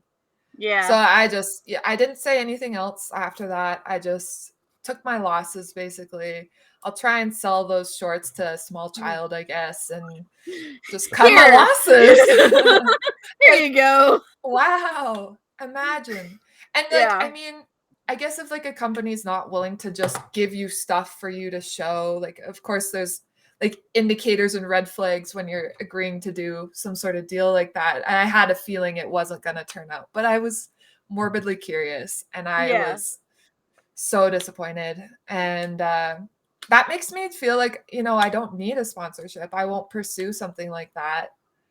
Or obviously I won't pursue something like that, but I wouldn't pursue a sponsorship either, especially seeing the way that Artesian Builds treated that girl. Like, it's all so unbelievable, honestly. We're just here minding our business. Yeah, I'm just gonna catch up on some chat over here because we had quite a bit of comments about all this while you were talking, and I was just letting you finish what you were saying. Vanilla says Artesian Builds huge ambassadors were pissed because they were small streamers once too. Some said it was like watching their younger sibling tossed aside because they weren't good enough to win. 100% agree with that. Daddy Senpai goes, see, it's the personal connection that I think helps move the product with smaller content creators. It's still odd being called Daddy Senpai to me every now and again. Well, yeah, because you did your rebranding, buddy. And Biggs goes, I agree, smaller streamers are superior. Kirsty asked me if I was a dirty professor the other night and I had to take a cold shower, then subscribe. Ninja ain't asking me that shit. Yeah. Daddy Senpai goes, damn, well, I'm a bot, so rip. Daddy Senpai says, I'm sending feet pics for 150. Oh my God, I've cried on stream for $100 donation. No lie, I have done it before. Let me see what else. They were going back and forth in there. And Taya Senpai says, you can tell Trant sees the dumb stuff we say because she smirks. Malk looks repulsed when he finds out.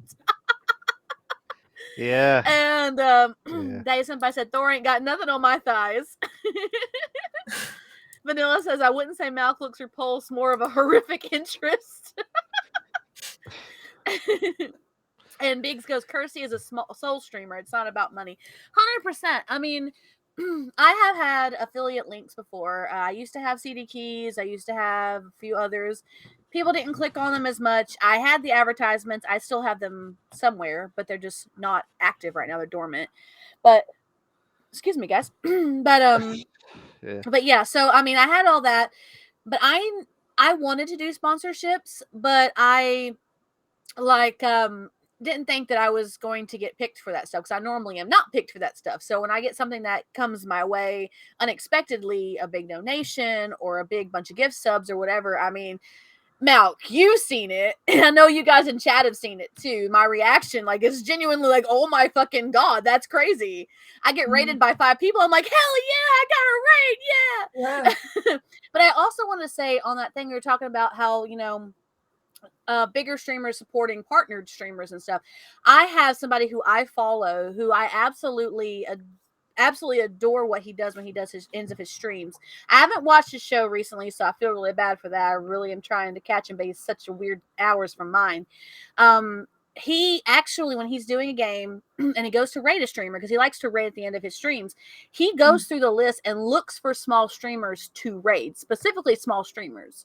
And he wants to actually support those people because he knows what it's like. I mean, he's got thousands of followers. Even when we had JD last year, he had thousands of followers too. And he does a similar thing sometimes as well. But this particular guy, he does it every time. He'll always, the game he's playing, he'll look for that game and he'll actually sort. I've seen him do it on stream. He will sort the list from smallest to largest and find somebody that he thinks he should go and raid. He'll watch their stream a little bit and then he'll bring his people in. So, I mean, he actually makes a point to support smaller streamers. And I really think that that's a big thing. I'm 100% with you guys on the comment about, it's the connection. And Malk and I have always been like that with our channels too. Like I've always told you guys in my community, especially, no matter how big I get, I'm never going to be too big for you guys. Y'all are amazing. I absolutely love you. And if it wasn't for you guys, I wouldn't be able to do what I do. And I tell people how many followers I have, and they're like, wow. And I'm like, that's not that big, but I still enjoy it because I can still have that wonderful connection with my followers and my viewers. It's a really good thing for me to be able to have that. And I've always said that the game is secondary, socialization, and what we're here for, hanging out, is more important in my opinion.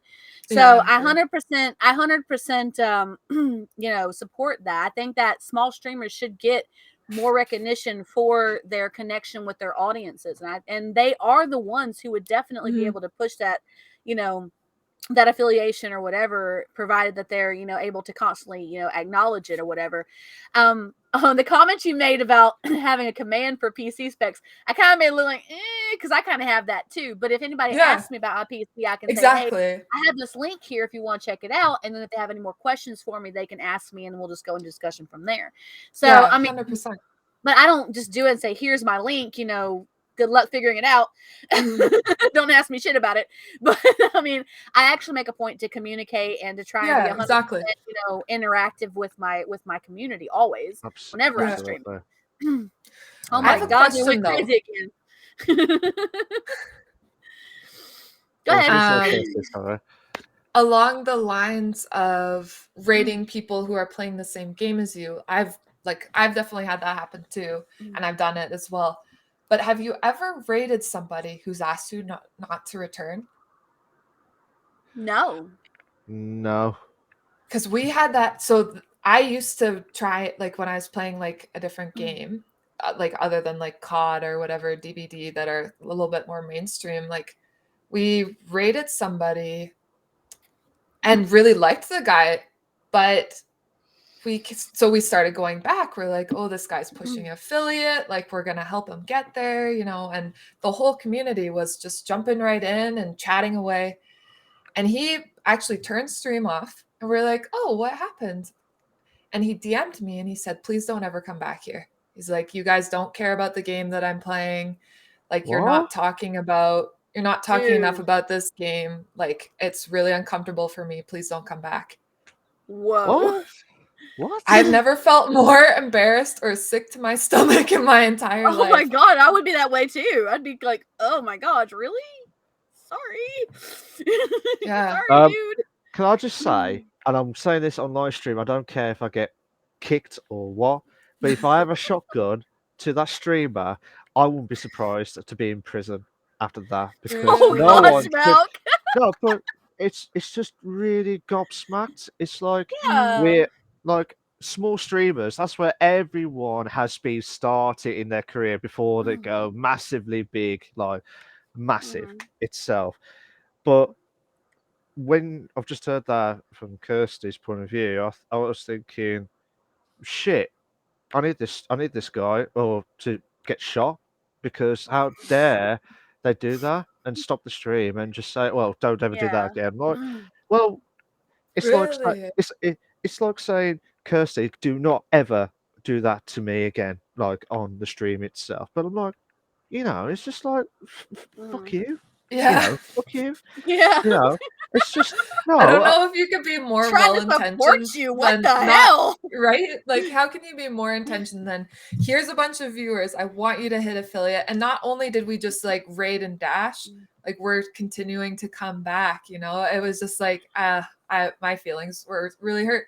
But I just said, so he said, please don't come back. And I was like, can I ask why? Like for future, learning opportunities, like Jesus. And he was like, yeah, he just said, you guys aren't interested enough in the game. And I said, good luck to you then. And, I hope you hit affiliate and good luck. He already had a few viewers. Like it wasn't like he was streaming to no one. So I said, you're going to be fine. Like, good luck to you.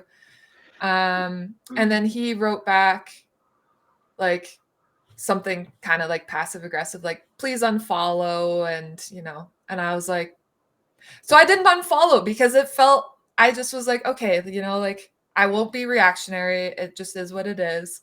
And I Yeah. saw he even changed his name on stream, and then I was like, okay, I'm unfollowing. This guy really did not want us to ever find him again. I was Yeah. like, oh my gosh. So we got quite a few yeah. comments in the chat, so I'm going to go back a little bit. Okay. Beak said, Kirsty is a soul streamer. It's not about money. Yeah, and I'm saying the same thing too. You know, I have a bunch of links about support and all that shit, and sometimes I pop them, sometimes I don't. But I mean, it's not about that. It's about social. It's about being there with people and having a good time together. And Professor Beak said, no, it's a Brinks reference. Apparently no one has seen it but me. Sudi goes, she does stream for funs and giggles, and it's the best reason to do it. 100%. If you don't enjoy it, if you're not having a good time with your community, then don't get into streaming. That's one of the biggest things. And if you want to watch somebody play a game, well, I'm not that person, so it's got to be about the game. I'm trash. I am trash. Senpai goes like that old game that dropped off after 3 days. I loved it. Yeah, I know what you're talking about, buddy. Totally do what brings you joy. He goes, Trent said she's going to hit me when she gets big. No, I did not say that, Day Senpai. You're not a kid, so you're fine. She's not going to hit you. Good. Oh God, really? Now not only am I, oh my gosh, now it's Fudge and apparently kids. City goes, always her streams just fun. I'm just gonna stop, okay? No matter what game, it's just so great. That somebody goes, yeah, in my experience, it's the people who are taking the game hella serious. I rated a guy playing Fortnite when it first came out and he wasn't happy. And Vanilla's like, oh, sorry, I'll take me and my viewers to some other place. Ciao. Deuces. You know, I send to you guys all the time. Deuces, bye. Sudi goes, the guy was just bleh, and Kel's like, Malk turned into No Mercy Percy real quick, Raffle. That's a Critical Role reference for the win, by the way, guys. Absolutely love it. It's a kitty. Oh my god! She stole my breakfast from upstairs, and she's like standing here trying to eat it, like I won't notice. She's so fuzzy and precious. I love it. And Sudi goes, "Hey, Christy, you scream headshots though." I've never screamed once in my life. What? Mount goes day, Mount by day, No Mercy Percy by night. 100% Vanilla. Critical Role reference. Percy is a character in Campaign 1. And he went on a revenge arc, and he got the nickname by the community No Mercy Percy because he didn't care. He was on his revenge, and if you did him wrong, he was killing you. That's just how it was. And he got savage real quick. That's hilarious. He was, and well, I'm not going to give any spoilers because it's also in the Legend of Vox Machina, so you should totally watch that too. But there's a reason for it. But yeah, I get what they're saying. 100% No Mercy Percy. Yeah. Oh, the kitties. And that kitties definitely agree with us saying, damn that bastard streamer.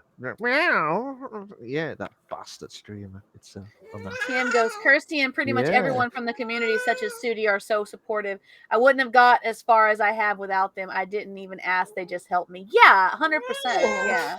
And I think most people appreciate the help, you know, trying to get you where they want you to be. And some people are just that way, I guess. I mean, fine. Yeah. Bye. Yeah. I think the thing with Twitch is you can't get bitter. You just have to keep trying, brush it 100%. Off. There's literally thousands of people out there who do want the help, you know, and don't know how to ask for help either. There's a lot of people. There's a lot of people that get into streaming and they don't know what all entails the connecting and the building. And so when somebody who's been in it for a little while, even if they're not like massive or huge streamer that says, hey, we can help you get you where you want to be, more often than not, they'll appreciate it. They're like, oh, thank you so much. Because I've had people tell me, I am not going to lie, I'm 100% lost. I don't know what to do with this, how to set this up. And I've helped them in the past with that stuff. And I've also helped them with getting followers, stuff like that, because I've been in their chats and said, hey, follow this person. They're awesome, really cool person. And they're starting streaming, so let's try and support them. But I'm all about support. 100%. Like, I mean, I have been in a lot of streams, guys. I know I'm a little slacking right now. I apologize. I'm getting ready to go into another half of my classwork that is going to make it even worse for me. So there we go. I'm getting ready to go into advanced web design. Oh wow. Okay. So Oh, you'll be yeah. fine. No worries at all. Trans. Will you Sure. help me design my OnlyFans? Totally. Or, you've just heard that what's happening now is the exclusive rights of what's happening with Kirsty's scenario itself. And I did not expect this at I'll all. have my people meet. I Get a didn't hold of your either. people. Imagine. Yeah. So, I'll have my people get a hold of your people, Kirsten. We'll work are it you out. done? Yeah. She's 19. No! She's super geriatric. Oh, so Aw. cute. So sweet. Just wants all the lovin's. So do we Aw. have anything else on this aside from 100% supporting this girl in her fuck you against her teaching builds? All I'm going to say is everyone, no worries. All I'm going to say is it's just the streamers. We all started off as small streamers, and at the same time, The it door was to the more. milk box was closed. and- Oh, Oh, That's all why right. she's meowing. that's what Oh, it is. Mama, I need you. I know that meow for real. To be honest, everyone started Don't off as mind small these guys. streamers. No, it's all right. Like I said, everyone started off as a small streamer, but the people who have been there from day one should always be credited more than the big streamers, Yeah. because the big streamers don't know who you are. They're just like, "Hey, how you doing? Oh, who are you?" Or again?" they don't even talk to chat. So many big Yeah. streamers just totally ignore chat. When it gets to a certain point, like it's hard to keep up with the chat when you have so many people in there. I mean, and 100%, like I know that I know that sometimes even when I have a lot of people going on in chat, and for me, a lot of people is like 15. So it's huge for me. So Absolutely. like if I have a lot of people talking, I might miss something. And I was like, sorry if I'm missing your chat, guys. But if I was like times that by 10, I don't know what I would do. That'd be crazy. That'd be Yeah. crazy. It would blow my mind. And I'd have to keep up with it. So I understand why some of them can't keep up with the chat, but some of them Yeah. don't try. Some you don't know? try. That's what bothers me.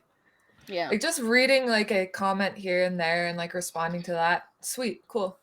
Like, well, why would you write in chat if they're never literally ever gonna read it?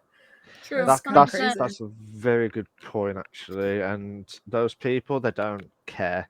To be fair, it's the small streamers who like us, who Yeah. commit our time not only for the podcast but like in general when we do our own streams in individual times.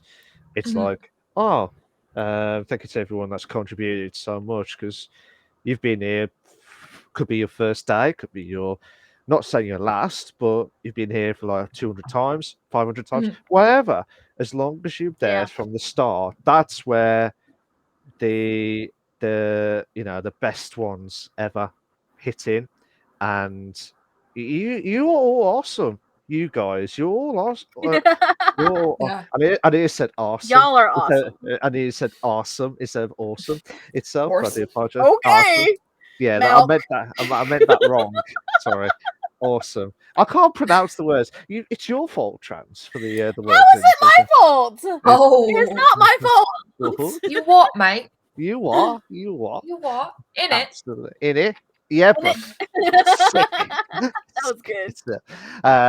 Yeah, so basically, you guys that come to the stream and contribute and helping us out from the start, where we were all struggling to try and get affiliated, to where we are now.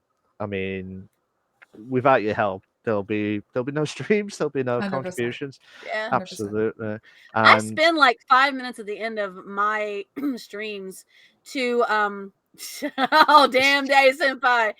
I'll let you say that one because I cannot do the accent well. But no, I was saying that I spend 5 minutes at the end of my streams if I can. And if I'm, not have to get off stream for some other reason, which normally I don't, I can usually plan it. I'm thanking everybody who's done everything on the stream. Like I will go through my like events and say thank you to this person for this, thank you for this, thank you for this, thank you for that gift sub, thank you for that. I mean, I will try my best to to appreciate all of my viewers for everything they do on the stream every time. I mean, it's something that I've always appreciated as a viewer. And so as a viewer, I would want to do it for my viewers so they can know that they're appreciated as well. I mean, and all of us as small streamers, we really do appreciate you guys. Yeah. Absolutely. And why would we stream if we didn't have our chatters? Like just Good go point. you would just play the game. You wouldn't bother streaming, The community is what makes it. Yeah, that's true. That's true. Definitely.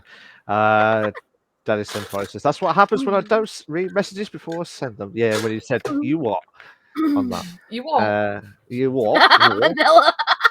Autocorrect gave up on me a long time ago. I am not Mine surprised. started doing it too. It's like, okay, we know what you're trying to say here, so we're just gonna go with the ones that you normally say. Yeah, yeah, absolutely. You know, I said, oh feck or oh fuck. It said oh duck on the Yes. Duck.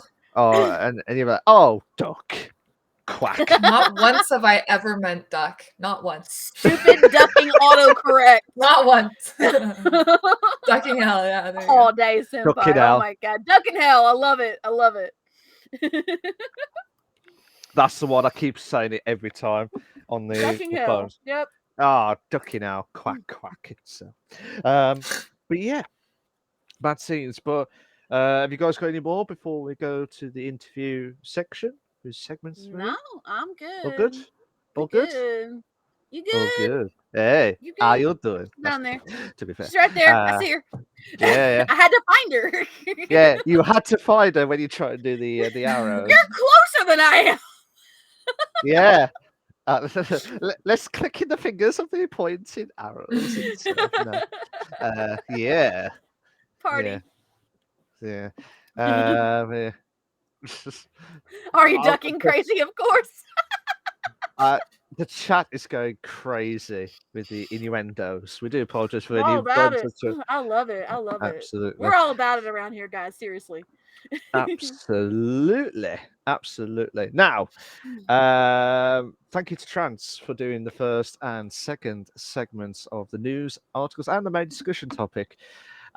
This one we're going to talk about. This is the part where I've been waiting patiently so much. This is the interview with the streamer, the Kirsty Kryptonite. As well. Me. Absolutely. That's you. Who tried to promote a microphone earlier on, which you missed out on. It was It's, 100% Limited time offer. yeah.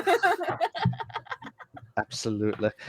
So basically, what this segment is we're going to ask Kirsty 8 questions. So before the stream started, I had to emphasize at the start to say that these questions are all related to gamer-related questions. Nothing related to personal info like phone number or can I have your address or anything like that. No, absolutely not itself. These are all just like pick eight numbers out of from 1 to 15, and these will be done at random. So these are all, you have heard the questions before for the guys who've been here since the start, but basically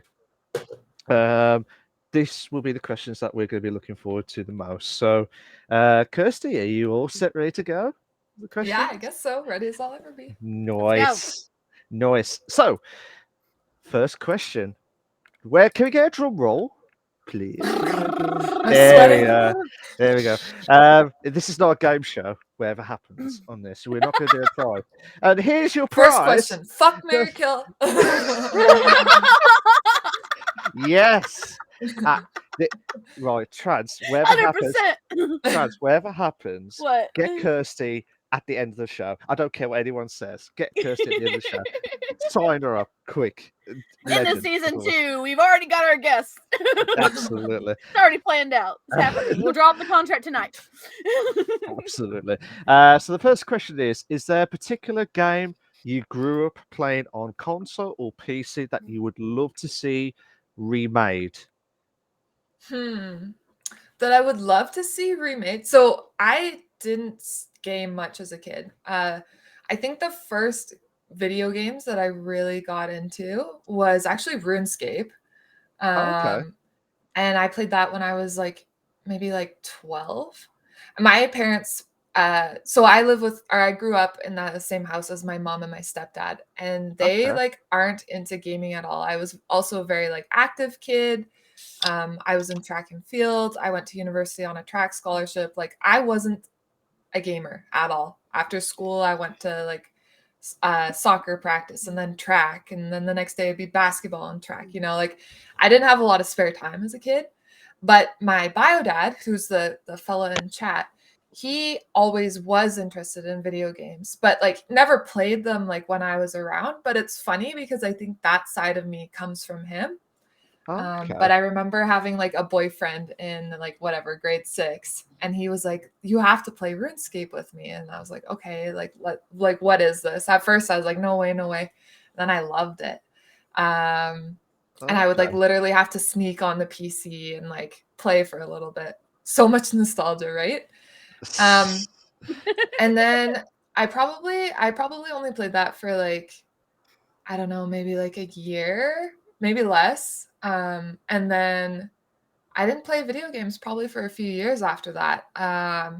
We did get a Wii when I was a kid to play like Mario Kart and stuff, Okay. but that wasn't until like I was almost out of the house to go to university. So I didn't really get into it. So as far as a remake goes, like I can't say that there was a game that I played that would need to be remade, because I think they have a RuneScape remake now, don't they? I've been thinking about playing it, but I'm like, will I get addicted again?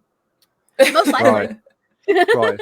Number one, it's either yes or hell yes. There's no such second decisions. You know this by now. Well, you will now from this stream. It's basically yes or hell yes to get yourself back into RuneScape or any of the other games you would like to go back into. But no questions. Don't think twice. Just go for it. Just go for the hell yes answer, and that'll be fun itself. Okay.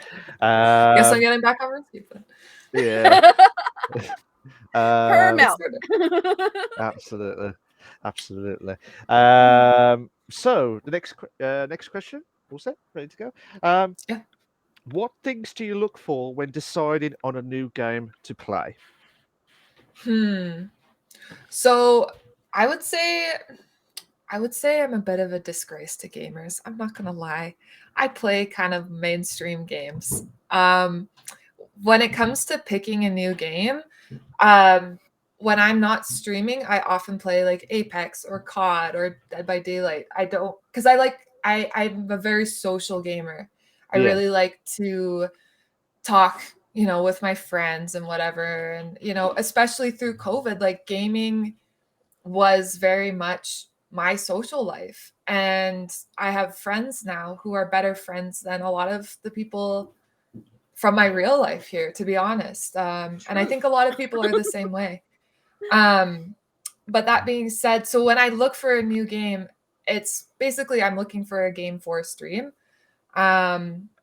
And so it has to be something that I can stream and still talk to chat and still kind of have fun. And it's people hopefully aren't going to judge me if I'm literal hot garbage at it.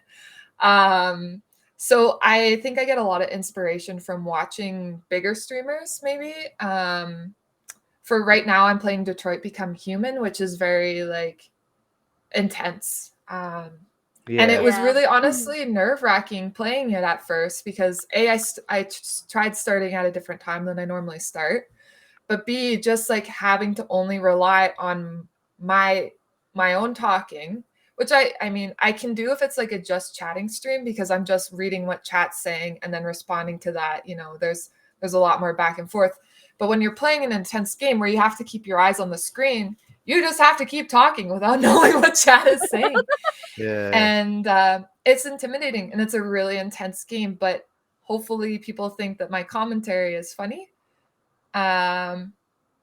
Because that's all they're gonna get. And then I'll pause and catch up with chat, but I just have to like keep yammering on. And I've killed Connor twice now. I mean, I killed Marcus once. Like it's not going great, but it's fun and it's intense and there's jump scares. And I tend to really like jump scares. I think because it's fun being scared and fun being like excited, but hopefully it's also funny and good content.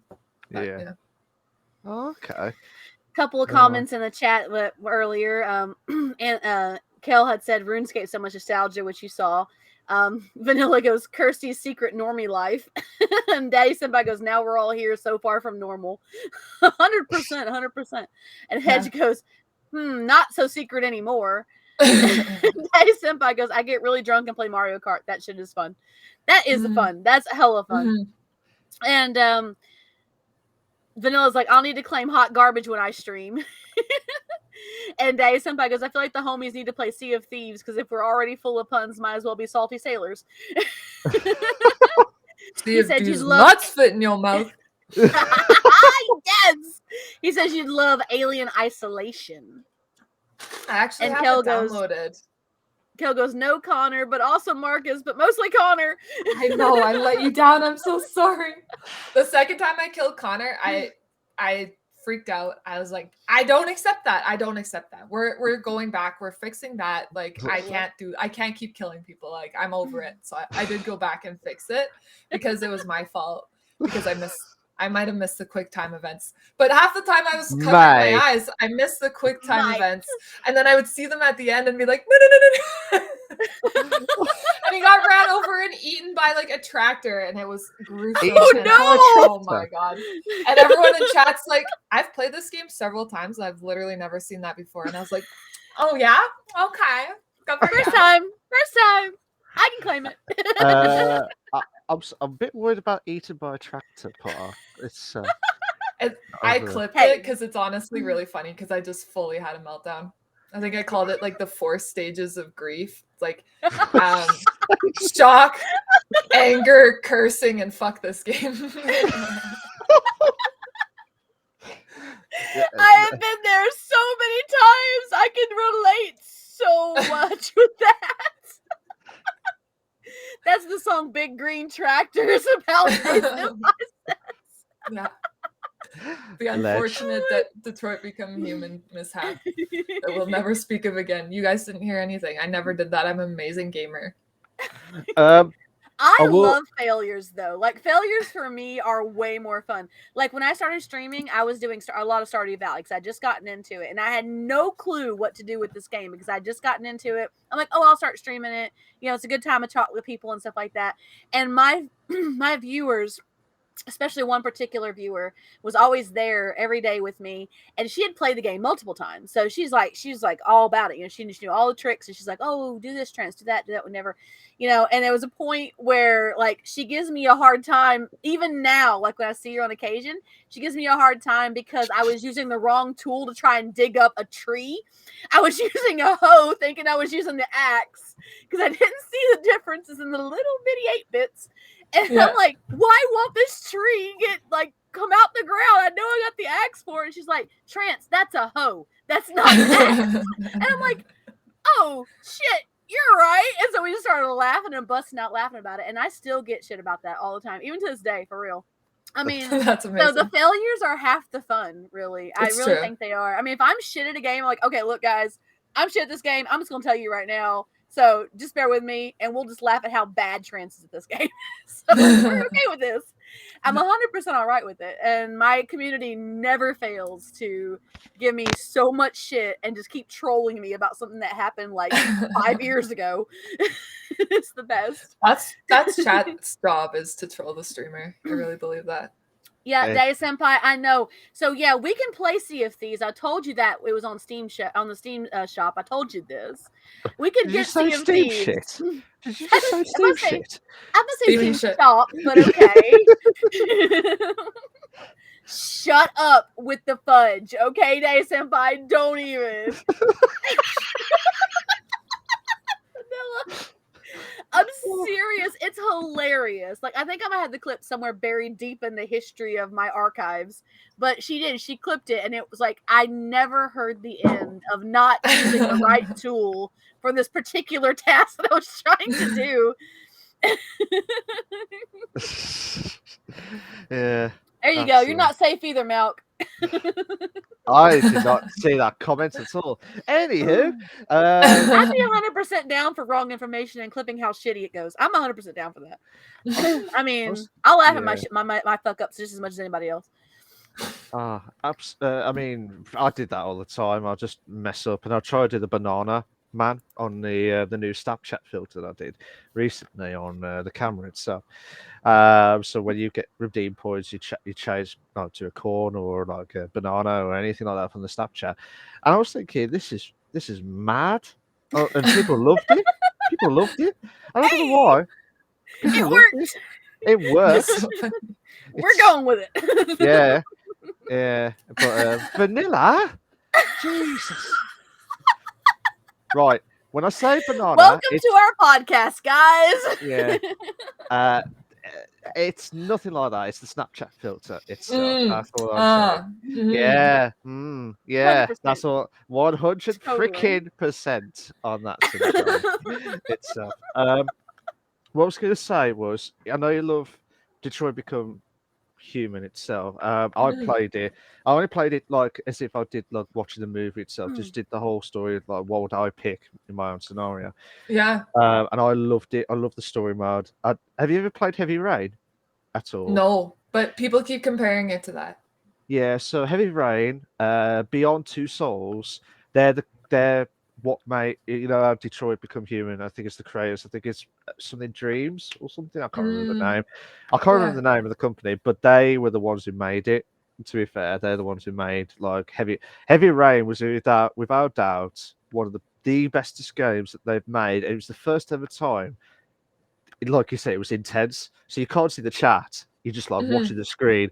You're like, oh my god, I can't move, and you just want to try and finish it off itself. But Yeah. mad scenes, and you So need to. good. It's on PS3 back in the day, but I don't. I think they remade it on PS4. So whenever you do get a chance, that's the original game, and it's absolutely amazing how they've done it. And then they did Beyond Two Souls. It was like a weird fantasy game itself, and Oh, William okay. Dafoe. William Dafoe. Is it William Dafoe who's the one who was in Spider-Man recently with the Green Goblin? He was one of the characters in there as well. It was just mad scenes to be fair. But did you want to catch up with the comments quickly before I ask the Yeah, next a couple question? comments here. Day Senpai goes, I've been putting together like $600 worth of models this stream. Hey! Vanilla goes, Heavy Rain was a bulwark. Plus the nudity. So tame compared to now. Very much so. 100%. Absolutely. You ready for the next one? Yeah, sure. Hit me. Hit me with your rhythm stick. Is that what you're going to say with the song? It's that's a song itself. When was the moment you really decided to take up gaming as a hobby? So my partner is really into gaming. And he would play like Borderlands. He always played Halo. So basically, when COVID started, and we were home all the time. I think what happened was we were kind of like, let's play something together. What should we play? And then I had seen people play what's it called, Overcooked on YouTube. I was like, that could be fun. So we started playing that. Really enjoyed it. Never had a domestic, although there was times it was damn close. And we kind of were like, okay, cool. Like this is good. This is fun. And then the new COD came out, COD Modern Warfare. And I was kind of like, I'd play COD if you got it. And so we ended up starting to play COD, but we would play split screen, which is crazy to think about now. Like that was hard. But yeah, and then eventually he got it on his PC, so I'd play on the Xbox and then he'd play on PC. But he really liked, so we would be in search and destroy lobbies, and he really liked when I would yell at people because I can't just mute people. I have to say something back. It's a toxic trait. I don't recommend it for anyone, but here we are. I was born made of piss and vinegar. So I was like, okay. Oh, you want to tell me to suck your dick? Like, and then I would one-up them and we would yell. And anyways, so he was like, you know what? You should stream. This is hilarious. And I was like, I never considered it. I was never that interested in video games like growing up. So I was kind of like, oh, like that's something I never considered. And it was like, if you think it's funny, like I could try it. And so that's where I started streaming. But the thing is, like, that didn't last very long. Like I didn't continue streaming COD with other people's mics on because it's not fun. Somebody pops into your stream for the first time and you're like yelling at somebody. It's toxic, it's uncomfortable. Yeah. You don't understand the context. It's just like, and so really quickly I what's the word? I pivoted, and then it was like I would mute everyone's mics, and then I would talk to chat, and we would just have a fun time. And instead of it being this weird like pissing match between me and a 12-year-old boy, it turned into like, this is my community. I like playing COD. Do you want to play with me? You know. If ever you get told off by a 12-year-old boy or a kid of any gender, it doesn't matter. If ever you get told off by a kid, you know what you can tell them back? And this actually comes from the boyfriend. It's something that his dad used to say to his sisters when he was growing up. It's like, I'm not going to argue with you. You can't even feed yourself. And just leave it at that. Yeah. What I used to say back was far worse than that, so I'll take note of that. It shuts them up because they don't know what to say, because they know that they know 100% what you're talking about, and they don't. It takes them a minute to catch, and you have enough time to shut them down before you can go worry about. Because they're just like, I'm not going to argue with you. You can't even feed yourself. Yeah. I'm an adult. You're not. Yeah. Get out my face. No way. Mad, to be fair. That's mad, to be fair. Vanilla, I love that approach. I love when people are like, like just go with it, and to the point where it makes them uncomfortable, and it's like, yeah, you started that. Like, how do you like it now? That always cracks me up, because I just go to like seeing red rage immediately, like 0 to 100. Day Senpai goes, my toxic trait is having the maturity of a 7-year-old. And then what Vanilla said, you guys, for those who listen to audio, says, no one seems to bother me again when I say, don't tempt me with a good time when they tell me something like that. Days goes, if you ever get told off by a 12-year-old, let them know you will sick trance on them. She goes for gut punches. And she kicks kids, so. Perfect. Oh my God. Oh.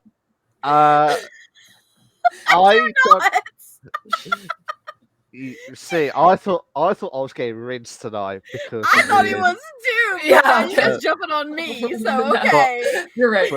But Kirsty, I've not paid Kirsty in any way possible to get the rinse out of me. You haven't. I have not. You haven't.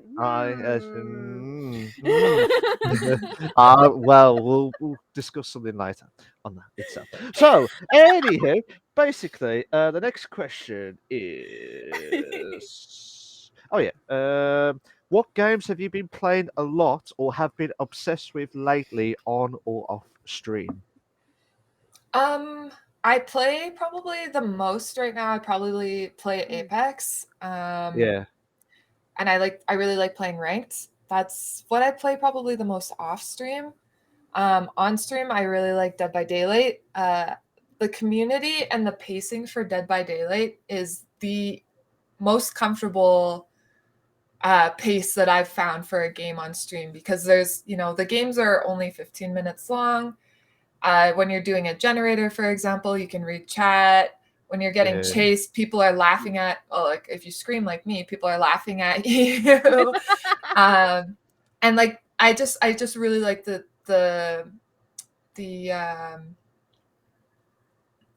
pacing is just really comfortable for me.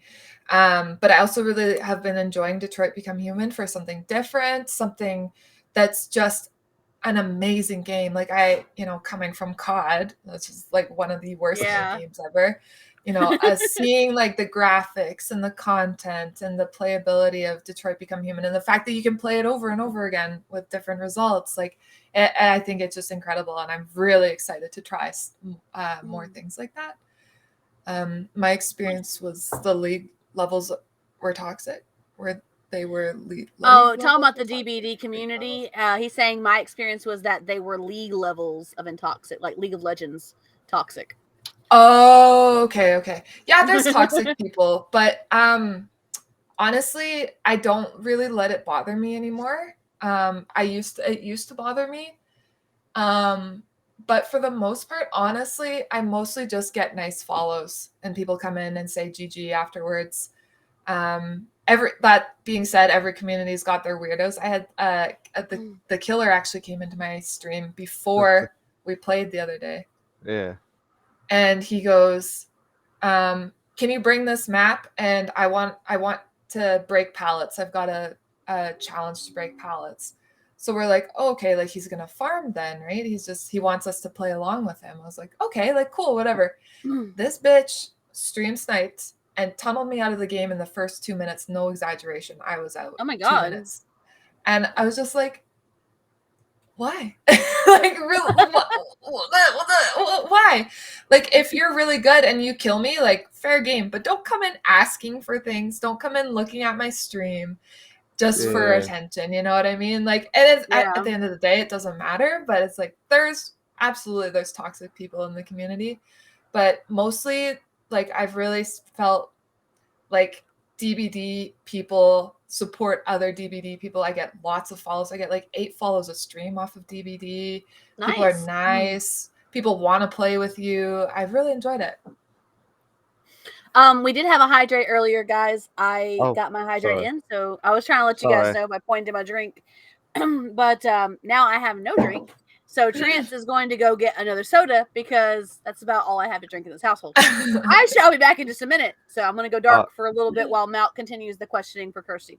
Okay, no worries. But yeah, I mean, it's just insane, to be fair, and that's what annoys the most. It's just like, why would they do that to you? Like, they say, "Oh, can you do this and this and this?" But Yeah. I won't tell you what's Sorry, is going to this your happen. stream? Like, Yeah. Do you know what I mean? It's just like, well, I'm not going to say anything, but you'll find out sooner rather than later. I'm like, mhm. why do they do that? And Yeah. it just ruins the fun of Yeah. having a good time. Do you know what I Yeah. mean? As well. Yeah. So Yeah. It's just malicious. And that's the part that bothers, you know, like if you're a really good killer and you kill us right away, cool, good for you. Like, we'll play another one. But it's like, you really came in, you asked for our help. And then not only did you receive some help from us because we brought this map for you, then you watched my stream to see, like, because I was hiding. He yeah, totally walked by me, and then whatever the about 7 seconds that it takes for the stream to catch up with what's going on, turns yeah. around immediately and comes to me after having clearly just walked by me. It's just like, oh my God. Oh my Yeah. God. All I'm gonna say is, what a bastard! Yeah. What a bastard! What a turkey ass. That's what we say on my That is stream. perfectly answered with that. What a turkey ass itself. Class.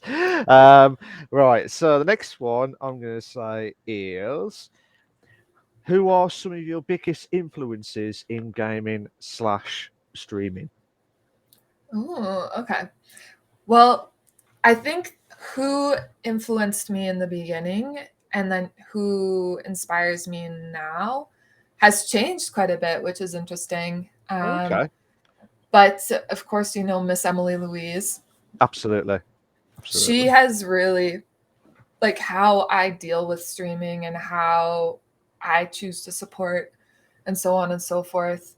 Like, that is Yeah. very much inspired by Ems, who's, I'm so lucky. She's one of my best friends. Like, she is just always kind, always positive, always supports people, even when people don't necessarily treat her well, she still like goes in and goes out of her way to support them. So that's always going to be one of my biggest inspirations. Absolutely. And then I would say now, in terms of like how I want to stream and how I want to present myself, I never used to watch bigger streamers because I just didn't have time because I was supporting, you know, the smaller guys like us. Yeah. And I really like to watch a DVD streamer named Adonisaurus. Okay. And so again, like, always good vibes. He's always funny, but he just like he did a stream where he talked about like how to improve as a streamer. And he basically said, on this platform, on the internet in general, in entertainment of any sort, you are competing with Nick Merckx on Twitch, you're competing with Netflix, you're competing with YouTube, you're competing with Pornhub, you're competing with hanging out with friends, you're competing with going to the club. Your streams have to be so entertaining that people choose to be there despite all the other things that they can be doing. Yeah. And like, when you put it like that, it was like, yeah, you're right. And he just, like, every aspect that he has, I just really aspire to emulate, honestly. Like, he's got like 500, 600 viewers and he still answers a lot of chat. He thanks every single person for the follow, for the subs, for the bits.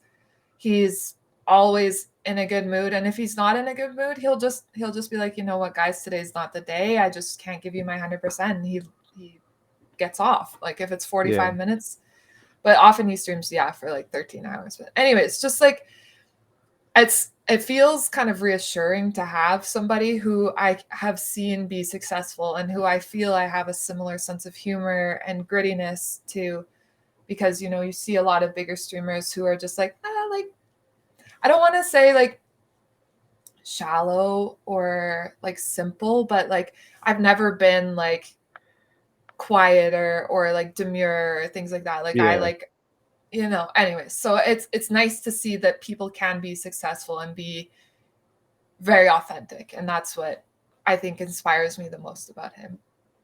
Okay. Yeah. And I just can't believe, like, he's right in what you said. We are competing against other people and everyone around the Twitch point of view itself to become that person who's going to be authentic, unique, and entertaining, and be everything that they can. Do you know what I mean? And try and be as the best that they can, but competing against other people at the same time.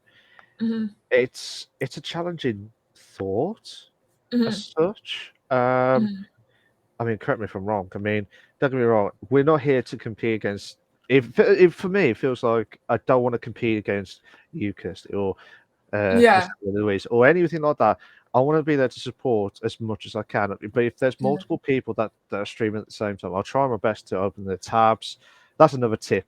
Open the tabs to be in each of the stream. You might not be there 100%, but you're always at the chat just to contribute, whether you maybe not chatting or not. It's such, but at the same time, it's more to do with you're there to support, and absolutely. So small streamers, and I keep saying it, keep emphasizing it. Small streamers is the way where people need to rethink from the big streamers itself. Like, well, we were big streamers. Well, no, where did you start off, mate? Where did you start? Well, I was a small streamer. Well, where have we come from itself? But at the same time, like for you, Kirsten, I want you to do really well in your Twitch career, like streaming career, like with Miss Emily Louise, everyone, like Trance, Shani, everyone else. Do you know what I mean? Like that I've known for years. I want them to do well. I want them to be successful. If I can't, like, I'm trying my best to become, like, be myself and try and be authentic and try and be as best as I can on the stream. Same with Trance, same with yourself. Always. Always, yes, definitely. Always. True. Absolutely. And but like I said, at the same time, it's more like we're here to support each other, but at the same time, we're not here to compete.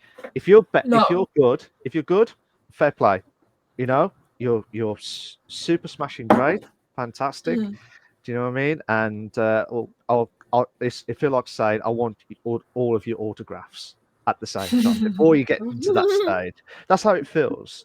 If you're good and you become that stream, and that's going to be hitting the big time.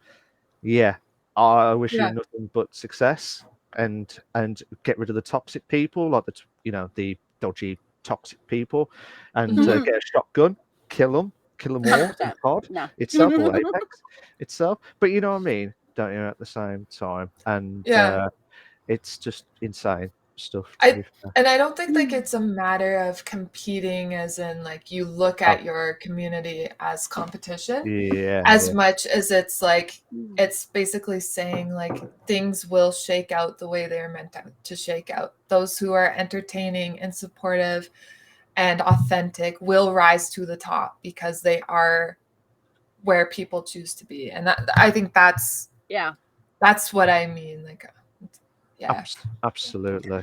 Ted's Gaming joined us. Hi, Hello, Ted. What's up? He also dropped bits in my channel, so thank you so much for those bits, Ted's Gaming. That's amazing. And that hydrate was also from him too. So nice. And Vanilla had said, "Love it when big streamers are still able to stay grounded while successful." Ted's Gaming goes, but at the end of the day, after learning what others do, you still got to add your own twist on it and always be yourself. And he's like, "How 100%. Are you guys? Hi, we're doing good." Doing Yeah, good 100%. as well. We got about 3 more questions. You probably didn't realize we've done 5. We've got 3 more questions left, and then we'll get on to the part, a little bit of the side notes, and then we'll go straight to the last segment, which is the Ask Us Anything part. Okay. We try to, Vanilla. We try to look out for each other for sure. What was the best memory you have since you started streaming, and also your worst memory when streaming? Oh, my best memory. I think there's been like so many that I think the one that sticks out for me potentially the most is doing that just chatting stream for the first time and having Okay. people engage and actually, you know, sit there and chat with me. And thank God I didn't get that question. Yeah, it's like, okay, and here's the spot that I've just been put on. Well, you know, So that Ted, was there's really always amazing. time, buddy. There's always still time. You can always come back. Ted, what are your best and worst gaming or streaming experiences? Tell us now in the chat. Thanks. Help me out here, bud. But no, I think honestly, like I think as with so many people who stream, like I'm my own worst critic. And anytime I walk out of a stream and I'm not second guessing the things that I said or the way that I said them, if I'm not worrying about, you know, how the games went or whether people were entertained, if I come out of a stream feeling like, like I got stuff off my chest, I feel like people agreed with me, I feel like people enjoyed themselves, and for once I can just chill and not think about it anymore. That's always like the best thing for me. Oh, okay. So there's that. If you want something like more specific, I got gifted $1,000 once on stream towards it. I had a PC goal. And we had this guy in our community who legitimately was like Mr. Beast. Like he would just be like, here's 50 subs, here's 100 subs, like here and there. And so he contributed. Now I have a PC. Basically, that's what I'm streaming from right now. So that was pretty like, if you want like one singular experience, like that was pretty incredible. No way. And then when it comes to worst experience streaming, I don't know that I've ever. Okay, actually, I can think of one. So I basically decided that I wasn't gonna play multiplayer games on stream anymore, or that if I was, then I would not join into comms with everyone so that I can focus on talking to chat and I don't have to wait for people to respond back. I can just, you know, talk to chat and not worry about what conversations are going on. But then I had some of my friends say, hey, like we want to learn DBD. Will you please, you know, stream it and we'll play together? And I was like, you know, like these are my close friends. They're also streamers. Like they'll get it. Like this will be fine.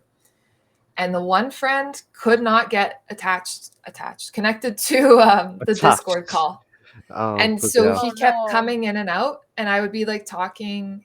I think this might have actually been the day that I got that big donation.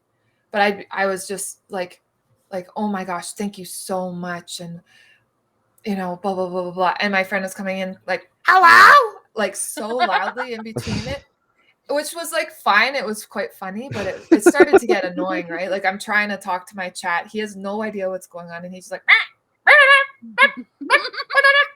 and I'm just like, girl, figure it out. Like, I like to believe that is a 100% accurate representation. In my head, well, that's what Scouse. So picture that with a Scouse accent. Oh. But anyways. Yes. So if these people watch, they'll definitely know who I'm talking about. And then my other friend was complaining the entire time. I tried to start out by just doing like a custom lobby and being like, okay, you know, general ideas. This is the gist of the game. And he talked over me the entire time I was trying to help. And then said, okay, let's just go to the regular lobbies. Like, that's it. Like, move on. And I was like, okay. Like I'm actually going to school in the fall to be a teacher. So like I was like enjoying like, oh, like let me give you like a little lesson. Hee, this is cute. And just like did not respect the time that I put into it. And then we got into the games, and every time the killer was on him, every time he messed up a skill check, he just complained and complained, to the point where I watched this stream back to see like how bad it actually was and what my face looked like, because I was fuming, right? And I kept a smile on my face, and I actually burst into tears, feeling so frustrated that somebody would like do that to me on my stream, being a streamer themselves, understanding how important good vibes are, how important it is to just keep your own good vibes as it is, not to mention everyone else. Yeah. And to have somebody just kind of shit all over my stream like that, who's supposed to be my friend and like actually understand it, I said, that's it. Like, I'm never joining comms again. Like that just ruined it for me. I was so upset. My feelings were really hurt. And it's like moments like that where you are like, as a streamer, you feel really alone. Like no one cares about my growth. Like, would I ever do that to that person on their stream? Absolutely not. So it's like, why don't you care about me the same way you would care about your own stream? Mm-hmm. Yeah. So that was, thank you for the wish of good luck. I appreciate that. But yeah, that was a low moment. So Ted goes, Ted said, best would be meeting new people because I play with my viewers a lot. Yeah, I know you do. And bad would be when them viewers start showing out and starting drama. So that's understandable. Yeah. He said, I only answered that question because Kirsty asked nicely. And he just dropped 400 bits in my channel. Oh, let's go. All the love. Thank you so much, Ted. Nice. All the love to you, buddy. I miss you. I miss you so much. Nice. Manila goes, sounds like me on Discord because my Discord always disconnects. Hello? Nope. Hello? Nope. Hi? Nope. I can imagine Vanilla say, Houston or Discord, we have a problem. That'll be fantastic. Well, it's not fantastic, but you know what I mean itself. But, miss you, Ted. Oh, I miss you guys. You're going to have to come back here and set the new record. You're going to have to. Absolutely. 2 more questions, Kirsty. 2 more questions, I promise you. I'll try and be not less long-winded. No. No, you're good. We've got plenty of time. Kirsty, we plan this out to be at least 3 hours every episode, and it probably goes past that every time. So you're fine. You're good. It's fine. Yeah. No worries. The second question is, what got you into streaming?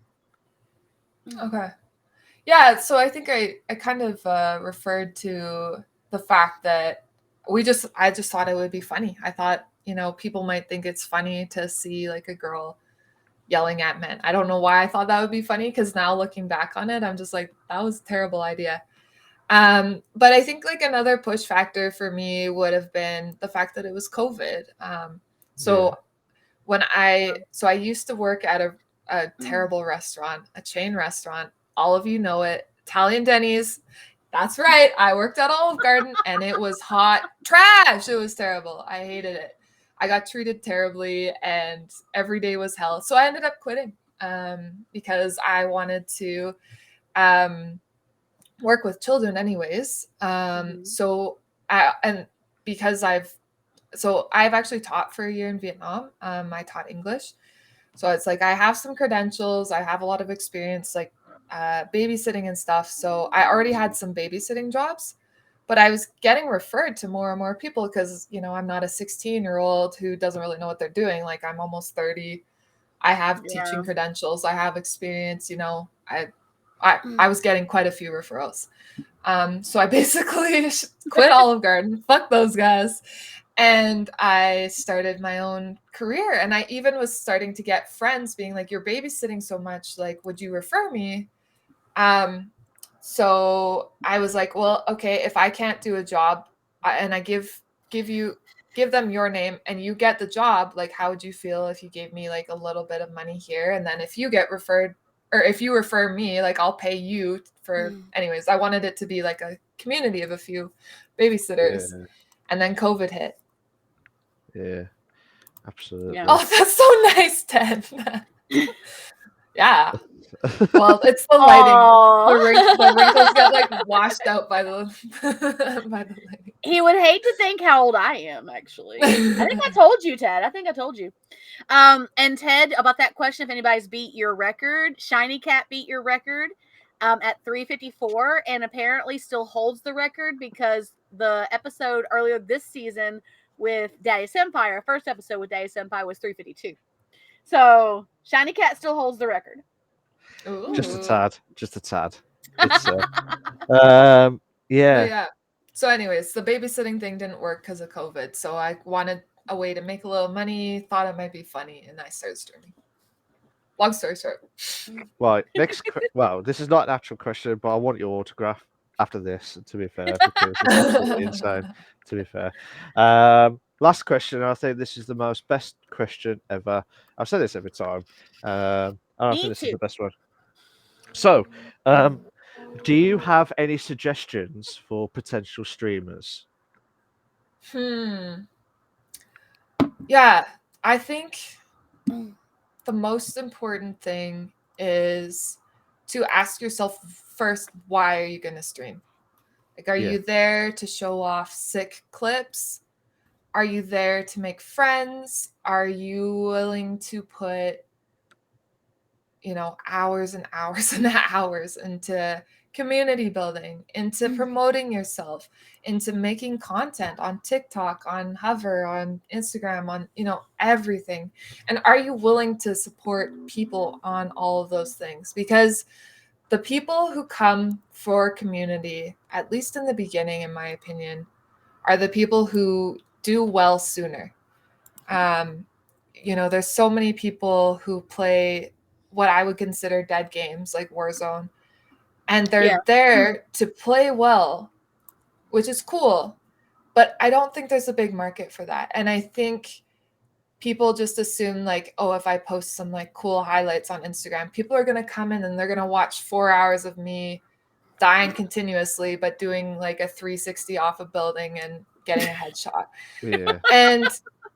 And like and I am placing no judgment on those people. Like, do your thing, do you, boo. But at the same time, I often find those are also the people who ignore chat. And I personally have gone into a few of those chats and tried to talk and tried to make a personal connection and literally been ignored. And that's cool. Like, it's not everyone's cup of tea to talk to chat. Like I say, I'm not making a judgment, but there's still a pattern that I see from an outside perspective of the person streaming to 1 to 3 people after a year, and so I think if you're thinking about coming into streaming, like if what you want is to do those highlights and things like that, I don't think Twitch is the platform for you. I think TikTok really, really, and you can make hella money off of TikTok. I'm not saying that you shouldn't be a streamer, you shouldn't be a content creator, but I think you should pick an avenue that is going to pay off for you better than Twitch will in the long run. And honestly, I get what you're saying about that, Kirsty, because I had a friend who had started streaming and he asked me for tips on it. And I told him, I said, one of the things that's huge is interacting with your chat. I mean, even if you have only one person or 2 people, or you have no one for that matter, talk to the chat like there's people there. Yeah, absolutely. Because if you talk to the chat and people are watching it later, let's say, oh, well, I missed this person's stream, let me catch it now. They're going to see that you're trying to interact, even if no one's talking to you. You're still talking 100%. To the camera, which effectively means you're talking to those people that are watching it now. So you have to be interactive. And on that point as well, like when I started streaming, like I was saying, my community has always been game is secondary. We're here for social first. I've always focused on my community because the people that I looked up to when I was watching streams did that. I don't know if any of you guys know or remember, but there was a guy who used to do a whole bunch of Minecraft streams, and he actually put together a lot of the mod packs. It was Bacon Donut. And I watched a lot of his streams, and I loved how he was with his channel, and I loved how he interacted with all of us. And if he hadn't seen somebody, he's Yeah. like, "Oh, hey, what's up? I ain't seen you in forever. Hey, welcome back to the chat." And he took time out of what he was doing, whether he was building a mod pack, whether he was, getting attacked by skeletons, whatever. He took time to sit here and actually interact with them and say, "Hey, how's so and so? How's your family?" Because like the last time they had come in, they had said, "Oh, they're having issues going on in the household or whatever." It's like, "Oh, hey, yeah, how's it been? How's it been going? Yeah. We'll come and have a good time. We'll hang out and we'll have a good time." He was a family friendly streamer too. So like a lot of people would watch his streams like, with their kids and stuff. So he tried to be family friendly with that as well. But I mean, he really when I would watch his streams, it really made you feel like you were part of his community. Yeah. And he absolutely. had thousands and thousands of followers. And I mean, but he was, as much as he could be, he would interact with those people the most to, get them and make them feel part of the community. And when you came into this community, whether you were a first-time viewer or that you've been there a million times, he was so happy to see you and so glad to just talk with you. And he'd be like, you just be building shit, and he'd be like, "Oh yeah, so how'd that trip, go get this, that, and the other do? How'd that work? Oh yeah, me and the girl have been da da da da." He just talked to you, and that's what really kind of struck me as a viewer. And I was like, if I become a streamer, that's the type of streamer I want to be. Is that person that no matter how big I get, I'm always going to be interacting in my chat. I'm always going to be talking with people, and I'm always going to let them know that they are still special to me because they're my viewers. And if it wasn't for them, I wouldn't be able to do, what I'm doing, Yeah. I mean, and that's how I've always been. Ted's asking if your Twitch channel has an animated picture of yourself. Yeah, that's me. That's her. Yep. Daddy Senpai goes, "I play Viva Pinata Trouble in Paradise when I get tilted." Vanilla. Viva Pinata. I'm gonna have to look that up. But yeah, so I mean, and so I get you. So yeah, 100% what you're talking about with the interaction with the channel is very, very big. We got a redemption from Reese for a hydrate, by the way.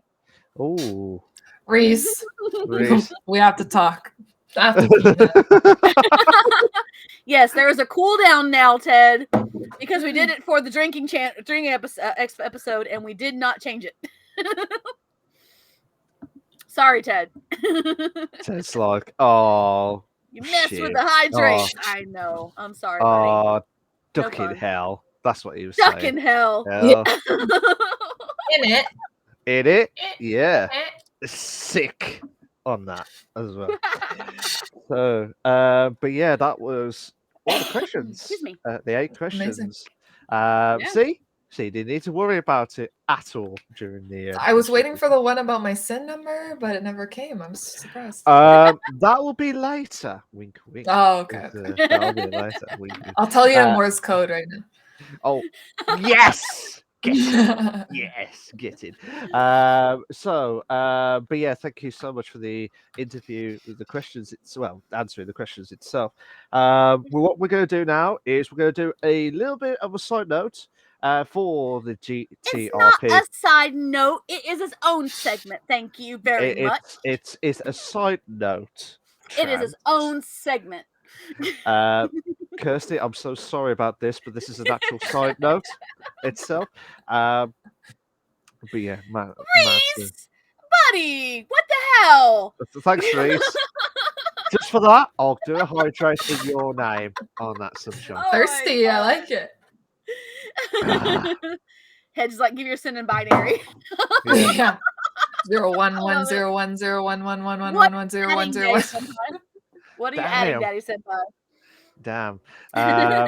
But yeah, mad scenes to be fair. So I'll let Trance to do a little bit of her side of the GTRP. It's not going to be as massive as what happened last week, but it should be a short notice as well. Yeah, So and Vanilla had said Trance's GTA streams are the only ones I like. Checked out other GTA RP streams and people don't talk to chat at all. Oh, thank you so much. So much love. Thank you so much, Vanilla. I'm just going to go run and pee. Is that okay?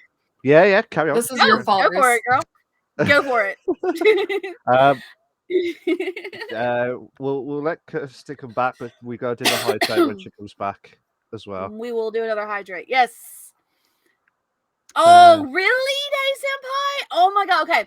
So first off, what Daddy Senpai is talking about, I may have gotten the last name mistake. Yes. What Day Senpai is talking about is Xander has been trying to change his name. It was Demeteri, and he was trying to change it to King. And so Olivia kept referring to him as Mr. King because he had gone through all the process to get his name changed. So apparently he is now Xander King. So there we go. That's amazing, Day Senpai. All the love, man. It's awesome. So now when Olivia and Xander finally get married, she will be officially Mrs. Olivia King, which is going to be awesome. We've been doing a lot of planning. Olivia and Xander have been doing a lot of planning this week. They had some things that happened in the city that got, that changed like the clothing outfits and stuff like that. And really, you're gonna have to tell him about that later, Day Senpai. Xander hasn't sent Olivia an email today, by the way. That's a big thing. So he hasn't sent an email to Olivia, which I'm waiting on. He has not done yet. And now that is your cue to send an email to Olivia. They send the emails to each other every night, more often than not. Of course, last night didn't happen so much, but but yes, this week we had to make some changes to the wedding plans. Had to change the color scheme is now forest green and silver instead of blue and silver. And we had to change some outfits, so we're waiting on getting some word back from the bridesmaids on what outfit they like, because Olivia's picked some outfits for them to choose. Aside from that, not much has been happening. I will say that Aliana is back in city officially as of this week. She's talked to Xander a couple times. Found out that Xander's fiance was Olivia, her cousin. And so they've talked a little bit, and Allie seems to be cool with Xander. Still not so hot with her cousin. GTA RP wedding stream, maybe Reese. We'll see. I'm going to try and see if I can work it out. It's going to be late on a Sunday night, so we'll see if I can do it. And if I can't do it, then we'll see if somebody can get it recorded so that I can share it with you guys for sure. But yeah, so we had to make some changes to that. If you can't, I can. Absolutely. Sounds good, Day Senpai. But yeah, so that's a big thing. On top of that as well, more conversations have been had between Olivia and Xander about Olivia's mother. So Olivia's mother may or may not be making an appearance in the city soon. For those of you who, I don't think I streamed it, but for those of you who remembered Olivia in the previous city, her mother came looking for her. Yeah. So never found her, but did come looking for her. Excuse me. And so yeah, that may or may not be something that happens in the near future. Xander's father had been in the city for a little bit. So Olivia got to meet Xander's father and promptly laid his ass out. And but that was like a couple weeks ago. I don't think we didn't mention that, but he did come in. So yeah, that was pretty awesome. But yeah, they've just been working on the shop. Xander's trying to get himself owning a whole bunch of businesses in the city up in the area that they live in. They're working towards their next big house. And have just been, they both bought supercars this week. So that was really good. So they now have 2 awesome supercars and a lot of money. But it's been kind of chill this week. So not much has been happening except for having to change a few of the wedding plans. So that's pretty much where we're at right now. So we're seeing how things go. The hydrate cooldown ended. Totally didn't redeem another hydrate. Yes, you did, Reese. Here we go. Another hydrate, guys. It's not just one. TM5789, while you was away, Kirsty, just as you left, he did the hydrate. So that one was for Reese. I'll do this one for TM. Reese, and then now TM. Nice. So, but have you done much on? I forgot to ask. Have you done much on or have you tried GTA RP, Kirsty, before? It's a blast, Kirsty. I've never done the RP. No, I've only played GTA maybe twice, and I live tweeted it once because I'm so trash at it.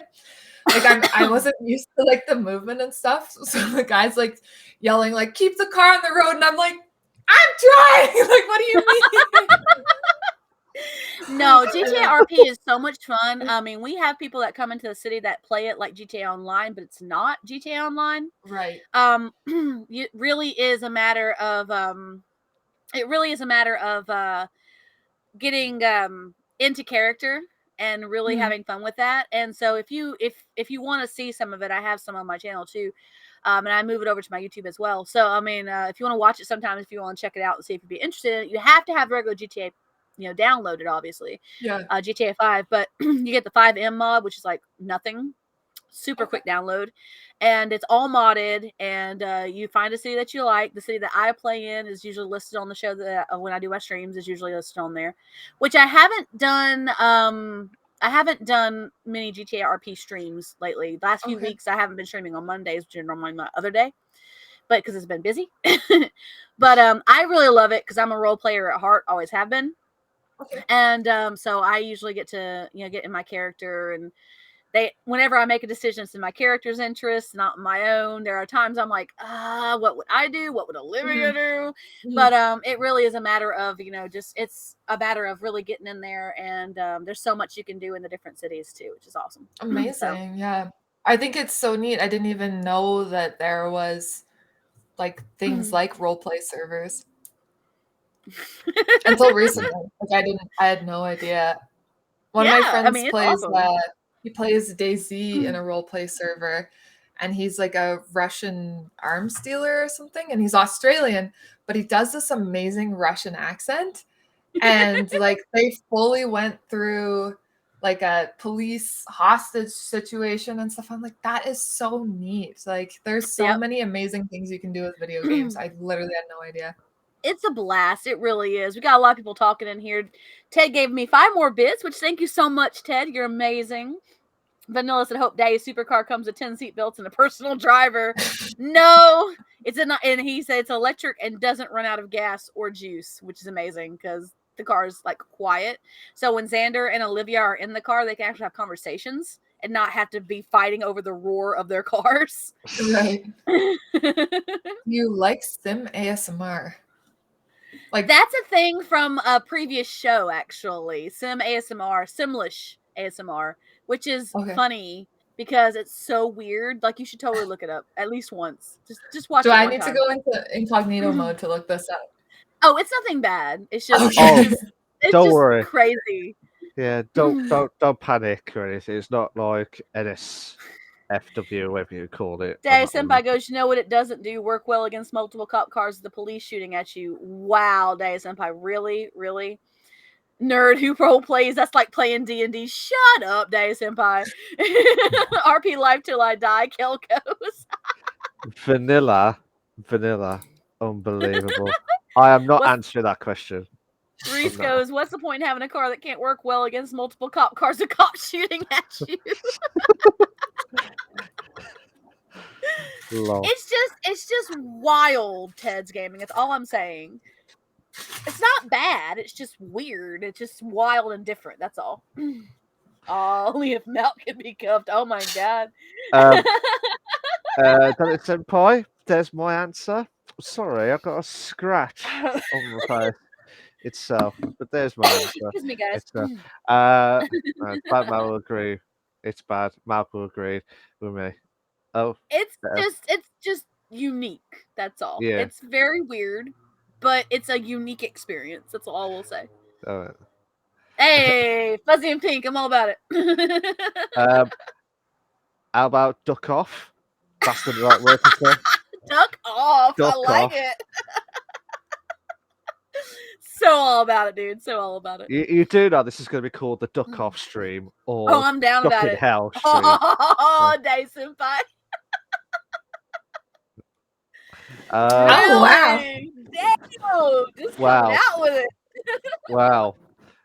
Well, that escalated quickly, to be fair. Oh, you know Vanilla's all about it. Oh, God, Over yeah. there cracking up. Absolutely. Have you got any more from GTRP side of things? No, Ken? it's actually been a very tame week. It's not been much going on. A couple things have changed in the city. We're working on figuring out where all the changes are, so that's a big thing. But yeah, that's about all. That's all there is really to it right now. It's kind of on the low to this week. So I mean, now a week from tomorrow is when the actual wedding happens. So there's that going on. Yeah. Vanilla. Amazing. Make sure I'm not hitting my vape next time. Nice. I love it. Guys, I love you wow. guys. Y'all are Um, amazing. They are amazing, but So much love. fucking hell, this is unbelievable. Stuck in hell. What's that? So, we have done segment 1, which is the PC console notes. We've done segment 2, which is the main discussion. We've done the interview with the questions to the legendary Kirsty, Kryptonite. We've done the latest bits of the GTA RP side of things, and we're on to our final segment of the evening of the podcast itself, and it's called Ask Us Anything. So the guys who have been in the chat for a very long time, they know what to expect. So for the guys who are new, you can ask either me, Trance, the hostess with the mostest, or the legendary Kirsty as well. Or if it's a question to all three of us, make sure you let us know who you're asking the question to, whether it's directly to me, to Trance, or to Kirsty. If it's a question for all three, if there's no name, you just said question and then no name, that means we're going to be answering it for all three of us. We'll assume it's for all of us. Yeah, we unless you assume. tell us otherwise. Absolutely. So what we're going to do is what you see on the screen is going to be the questions if it does pop up on the side.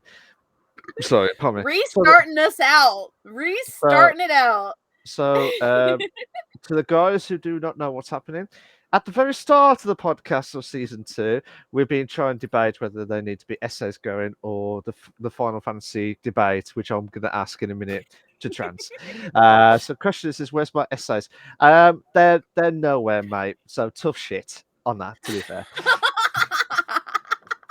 I love it. So yeah, and I will again maintain what I've been saying all season. I've been playing more GTRP. I have not touched Final Fantasy 14, so it still remains GTRP on top at the moment. so you would agree with that then, Trance? For now. No. You agreed it completely now, because this Not is going to completely. stop. I'm saying it's still at the moment. It's GTRP on top. You've got to sort this out, because we're not doing. I'm not sorting this out, Malk. We've gone through this all season. I'm not doing it. Mad scenes. To be completely, Day Senpai, 100%. fair, How do you not have GTRP on top when I'm around? Exactly. Olivia's all about Xander. Come on. absolutely. Is Does there this any? mean Malk's cop moniker is No Mercy Percy? I'm totally for it, Dad. I'm totally for it, Vanilla. Totally. Absolutely. I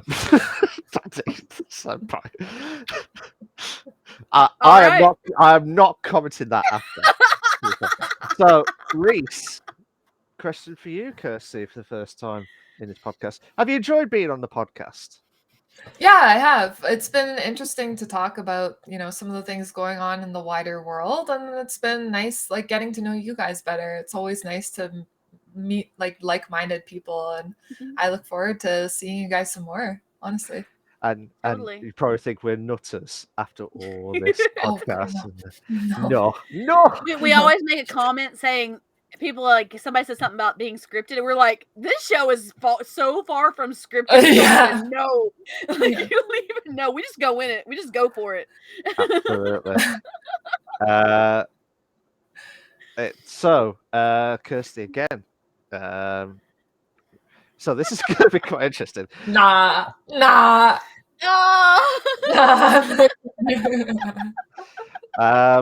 It's up to you if you want to answer this question. If not, What is that? It's the awkward turtle. Oh, I love it. I love it. I've never seen It's that amazing. before, to be fair. So awesome. Same. I hope somebody else knows it. No, because I was just thinking, is Kirsty alright? She was doing like the hand signals. I'm gonna ask before it gets on that one, to be fair. But yeah, do you want to answer that, or should not? No question, no answer on that. No answer. Okay. No, I'm both. You're both my favorite. Yeah. Yay! No, absolutely. That's a good answer. Vanilla, duck off. I'm not even answering that question. So duck off with that. Day Senpai says he remembers he was a 90s kid once. Yes. Yeah. There we go. I knew I liked you. Yeah, absolutely. but yeah, I was going to say to you, Kirsten, like, what would be your top 5 games that you've ever played from your career, like from your career, from your life? Gaming career. There you go. You know what I mean, gaming career. What would be your top 5? Not in any particular order. I'm not going to push you into that barrier itself, Yeah. but it's more like what's been your top 5 overall that you've played in your gaming career. Everyone's gonna judge me because I feel like I have like the equivalent of like junk food for video games. So it's like all I've played. It's But whatever happens, we're not debating at all. This is your moment. This is why I'm just asking the question now on that one. I would say, well, Detroit Become Human has been absolutely incredible and blown my mind. I also really like, obviously, Call of Duty. What else? DBD, of course. Apex. And then The Witcher 3, of course, has to be up there Witcher too. 3 is pretty awesome. Yeah. Yeah. 100%. Okay. I haven't played it, but I've seen parts of it, so yeah, I know it's pretty awesome. So Yeah. 100%. Would you guys ever play horror games in general? Totally. Oh, that's true. I didn't even think of the horror games that I've played. Have you guys played Visage? No. Oh, okay. If you want to absolutely like have to change your diapers every 5 minutes and cry, like Visage is that girl. It's so scary. Kel sent us another hydrate in the chat, so we got that going. Oh, okay. Thank you so much. Got almost nothing left. I had to get up and get a drink, so it's fine. It's okay. I'm normally more prepared than this. Next one is well, from before I go back to the chat itself. Has there been a game where you were expected to become the greatest and you find out it was ducking shit in that sense? Wait, what was the question? So basically, if you was hyped up to a game that you liked, but once you played it, you thought, it's fucking shit, it's crap. Do you know what I mean? Or you wasn't expected that hype that you wanted? To be fair, yeah, like most of the recent CODs, Vanguard, Black Ops? I don't even remember. The way that COD has gone, and I don't necessarily even mean the content of the games, but the overall unplayability of them has made me just like change. Like I was like a diehard COD girl. It's all I played. It's all I liked. To be fair, it was all that I had tried, but I will not buy the next one.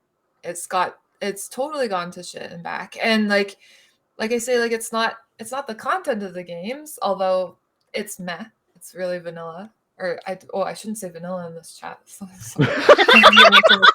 my god. Vanilla cream pie. No. I don't know where this is coming from. But no, like somebody who was willing to throw money at a company, I will not buy any more of them until they for sure work well, because I don't have a lot of money, and the amount of money that I've spent on games where I couldn't even get in the lobby with my friends, I couldn't hear my friends talking, I lag out, I get dashboarded, all that stuff, when it's just like I just want to play a game. I mean, you guys you don't come up with new types of games. It's the same TDM search, over and over again. How can you not just put out a game that works? Like that's just with billions. It's the same formula. How have you not figured it out yet? With so much money. Like we have this joke, and we always say, "Small indie company, please understand," because like they're not. Can you say these famous words? Sort your shit out. Please say sort your shit out. Sort your shit out. Honestly. Yes, we finally got it.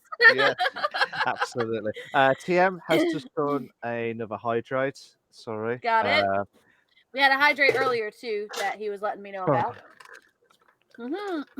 Poor Kirsty. She's got Daddy no earlier goes, somebody goes, everybody likes Daddy. He said everyone likes Daddy. Well, like everyone except Daddy issues, and then need a Daddy tissue. That was all about it. And vanilla, I'm not gonna say what I was gonna say about the duck off moment, but I know what you're trying to incorporate there. Ted goes, "Don't worry, Poppy, I like you." Reese said a question to me and to Trance. Who's been your favourite guest so far? Oh, that's a tough one. We've had a lot of really amazing guests this season. It's been great. I mean, we had like a lot of guests. I mean, we had a few. I think we found our answer for now. Wink, wink. Take that, Daddy Senpai. Take that. Right. Can anyone just clip that? Clip that, please. 100%. Just clip it. That's going on our reels. Yeah. You know what? I don't care. I'm just going to put the clip now because now. I'm putting clip now. So in case Ted dropped some more bits on my channel. Thank you so much for that bits. Oh my god, dude, you're amazing. Absolutely. So Vanilla. Yeah. So yeah, we'll feel bad for we'll feel bad for the Daddy Senpai, but tough on that Daddy one. Senpai, we're still awesome, dude. I still love you, man. I still love you. But Kirsty just topped it off tonight. To be fair, absolutely topped it off. Otherwise, she would kill us and not come back onto the podcast. So I would need to know the answer. I see no lies. Yeah, absolutely. Vanilla has said to all of us, favorite summertime snack. Ooh, that's a good one. Watermelon. I'm not even gonna. No hesitation. Watermelon. No questions. I am gonna ask you that question. Melons. Oh, I'm so sorry. I wish I liked them, but I just don't. I don't like melons. I don't know what it is about them. What's gonna happen now, Trans? What's gonna happen now with this watermelon? Okay. I wish that I liked it. Like I genuinely, my life would be easier if I liked watermelon. There's just something about it, and I don't even know what part of it is. I am completely okay to agree to disagree. I'm okay with this. It's okay. It's fine. Absolutely. I would have to say like gelato. Nice. Summertime snack. Yeah. I just eat chocolate as a snack. In the summer? Not in the summer, but like I don't know. It's just hard because there's loads. So ice lollies, maybe. Yeah. I'm gonna go with that. Or Haagen-Dazs ice cream all the time. All the time now. All Always the time. Haagen-Dazs. Always. Vanilla, not vanilla in this chat. Vanilla flavored Haagen-Dazs. Yeah. Ice cream. Vanilla cream pie? Oh. No, absolutely. Reese hit us with another hydrate in my channel over here, guys. I think that was the question that was going to say. Want to do another hydrate? Yes or yes? You meant to say hell yes. There you go. Hell yes. Yes or hell yes. It's always yes or hell yes. Remember this, Reese. That was from the Daddy Senpai. That was Daddy Senpai, yeah. Ted's going says Connors went to shit and back. Bring back the OG COD. Yeah, absolutely. COD is fucking around or ducking around. now they're finding out LOL. Yeah, absolutely. GG's from the TM. Absolutely. Thanks for telling there, Kirsty. That was from Reese there. Clip stuff I did. Ted's game says, me and Kirsty are your favourites. I don't know who. Don't ask them type of snacks. That's what Ted Gaming said. I don't know why. Because of what Vanilla said afterwards. Yeah. That's why. Absolutely. I'm not going to repeat what Vanilla said on that one. Next one is Reese said, want to do another hydrate? Yes or hell yes? There we go. That's how it is, buddy. All right. We'll do another one now for you, just in case you do. Even though you can't hit the buttons, we can give you another hydrate. I got nothing hydrate, left. buddy. I just got ice. It's not prepared. Poor Kirsty. I can't say much. I wasn't either. Yeah, poor Kirsty. I know better. Absolutely. Give me my pants. Oh, let's just keep going. Fair play on that. Totally. 100%. Absolutely. So this is how to get free hydrates. Just make all their options yes. That's just twice now. You don't want to do a third one to do a strikeout. as well. Oh, That's the tease. exploits. We're gonna call exploit on that one, Reese. 100%, bro. If We still love you, man. We still love you. which in GTA Oh, poor Reese is crying. What's up? Oh, in GTA RP, Trance, your Uh-huh. favorite game over Final Fantasy 14 at this Okay. current moment in time. At this current moment in time, yes, 100%. Would you ever be a different character? I Than have what you different know? characters. I No, have no. Olivia, I have Allie, and I have a plan to do, well, Olivia's mother, may or maybe not. RP to Okay. find out.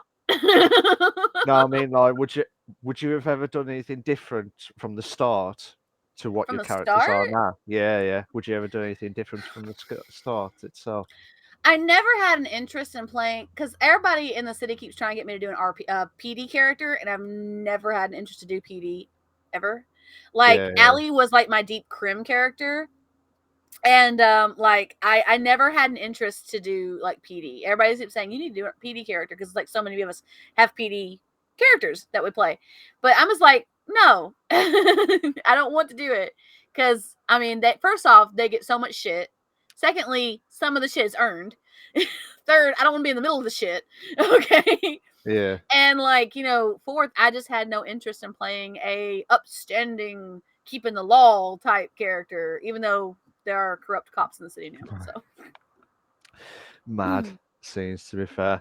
Absolutely mad. Because I like to hear, would you have done something different from the Yeah. start had you not been that character that you had? Well, characters. Well, that you originally currently have. Olivia wasn't supposed to get into the life that she got into. But she did, because that was how the RP played out. So but yeah, so now I'm like kind of like either it's gonna either be Civvy or just another, chill character or whatever. But I mean Olivia's kind of my Civvy character, but it's one of those things. Oh, wrong question. Yeah, I know what you mean. But we have to wait and see. I mean, for me, I haven't done much on the RP side of things. So I need to get back into it when I get a chance. But with everything going on in town, the last few weeks, it's just slowly coming back to normal now. So we have to wait and see how everything Ted goes. hit us with another hydrate. Right. So we've got another hydrate going. So trying to kill us all on the podcast. Last one. Sorry. And TM. You're says good, last TM. one. Don't worry about it. It's all good, buddy. It's fine. It's fine. We're good. It's not all good. Stop it. I think Kirsty's gonna have a She word. said it Yeah, wasn't all good. I don't care. It's fine by me. Yeah. Absolutely. Kirsty, you've got a question. It says, if given the choice to return to the podcast, would you? And why? Yeah, of course. Yeah, no, I really would. I really think that this is a really neat opportunity. Thank you guys so much for having me. I've really enjoyed myself. It's fun to just sit and chat and like I said earlier, like talk with like-minded people. It's like really refreshing because I think sometimes it gets exhausting talking to people who are just constantly talking about numbers and support and whatever else, and just being able to talk about what's going on in the world, what's going on in the wider gaming community, and not specifically just to one person. It's been really fun. I've really enjoyed myself.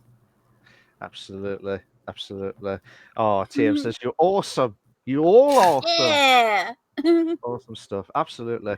Just trying to see what else. The next one was from Vanilla, actually.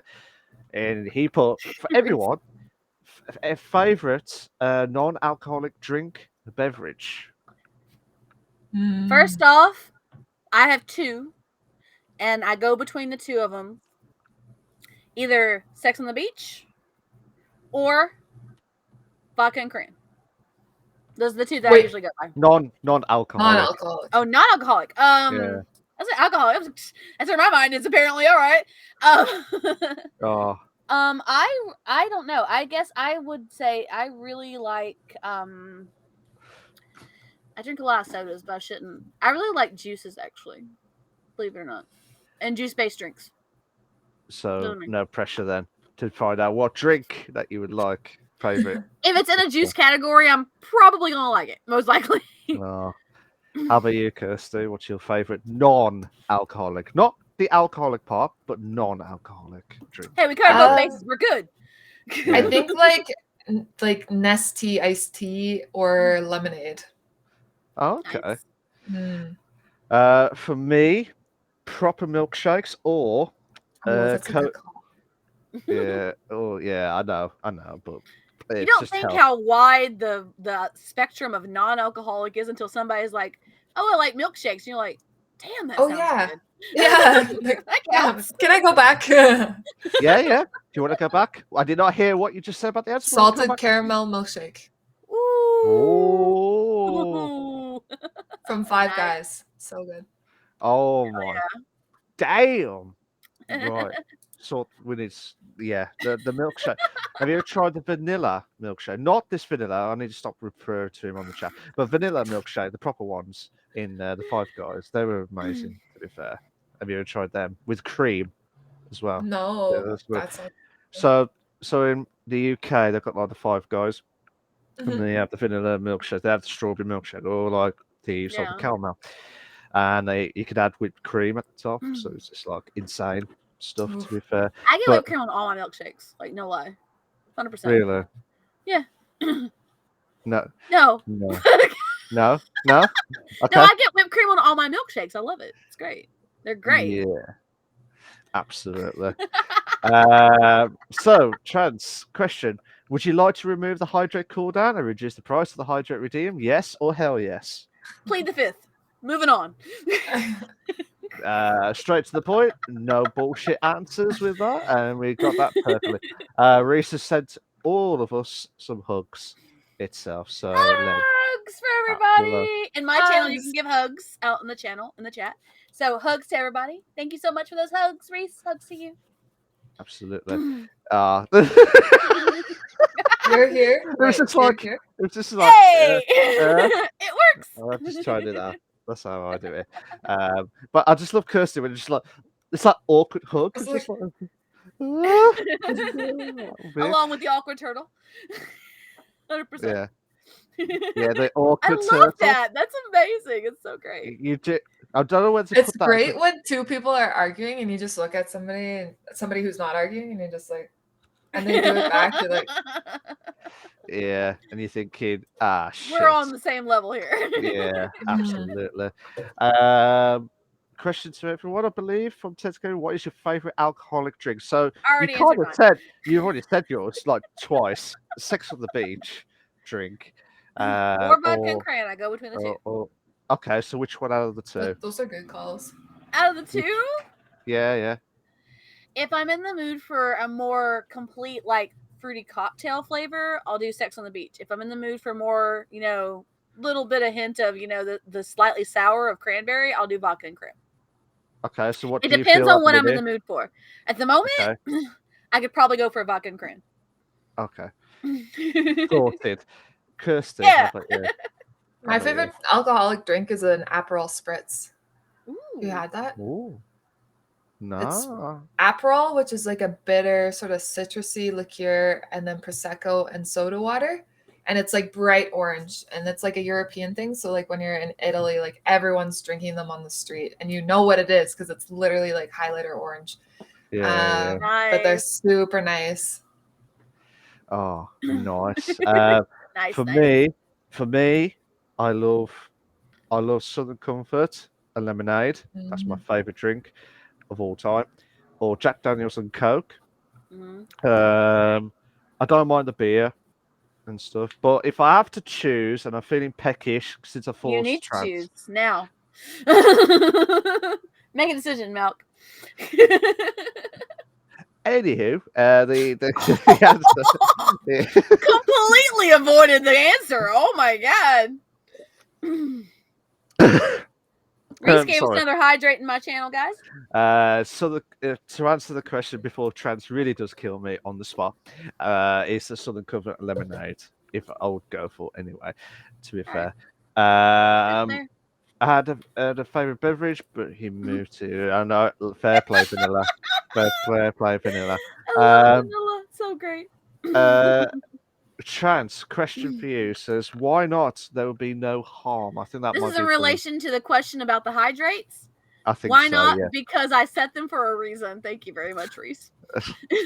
And then Because when I vanilla, do get a drinking stream again, you guys are going to put me in alcohol poisoning. Just saying. yeah. It's not happening. but Vanilla was trying to say bring all the milkshake to the yard with all the guys itself.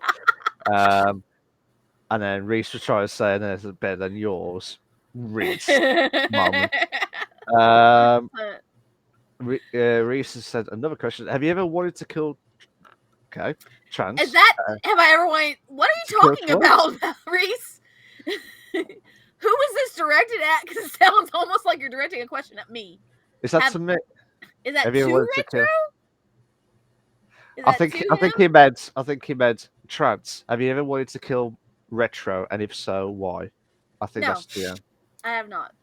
Because Thank God for that. Yeah. He drives me crazy. I'm not gonna lie. Sometimes he drives me crazy, but no, we're cool. We're cool. Cool as calm as collective. Cool as a watermelon. There you go. Cool as a watermelon. Yeah, absolutely. I did not know your brain does not work after 11 p.m. Reese. Thank you so much for that.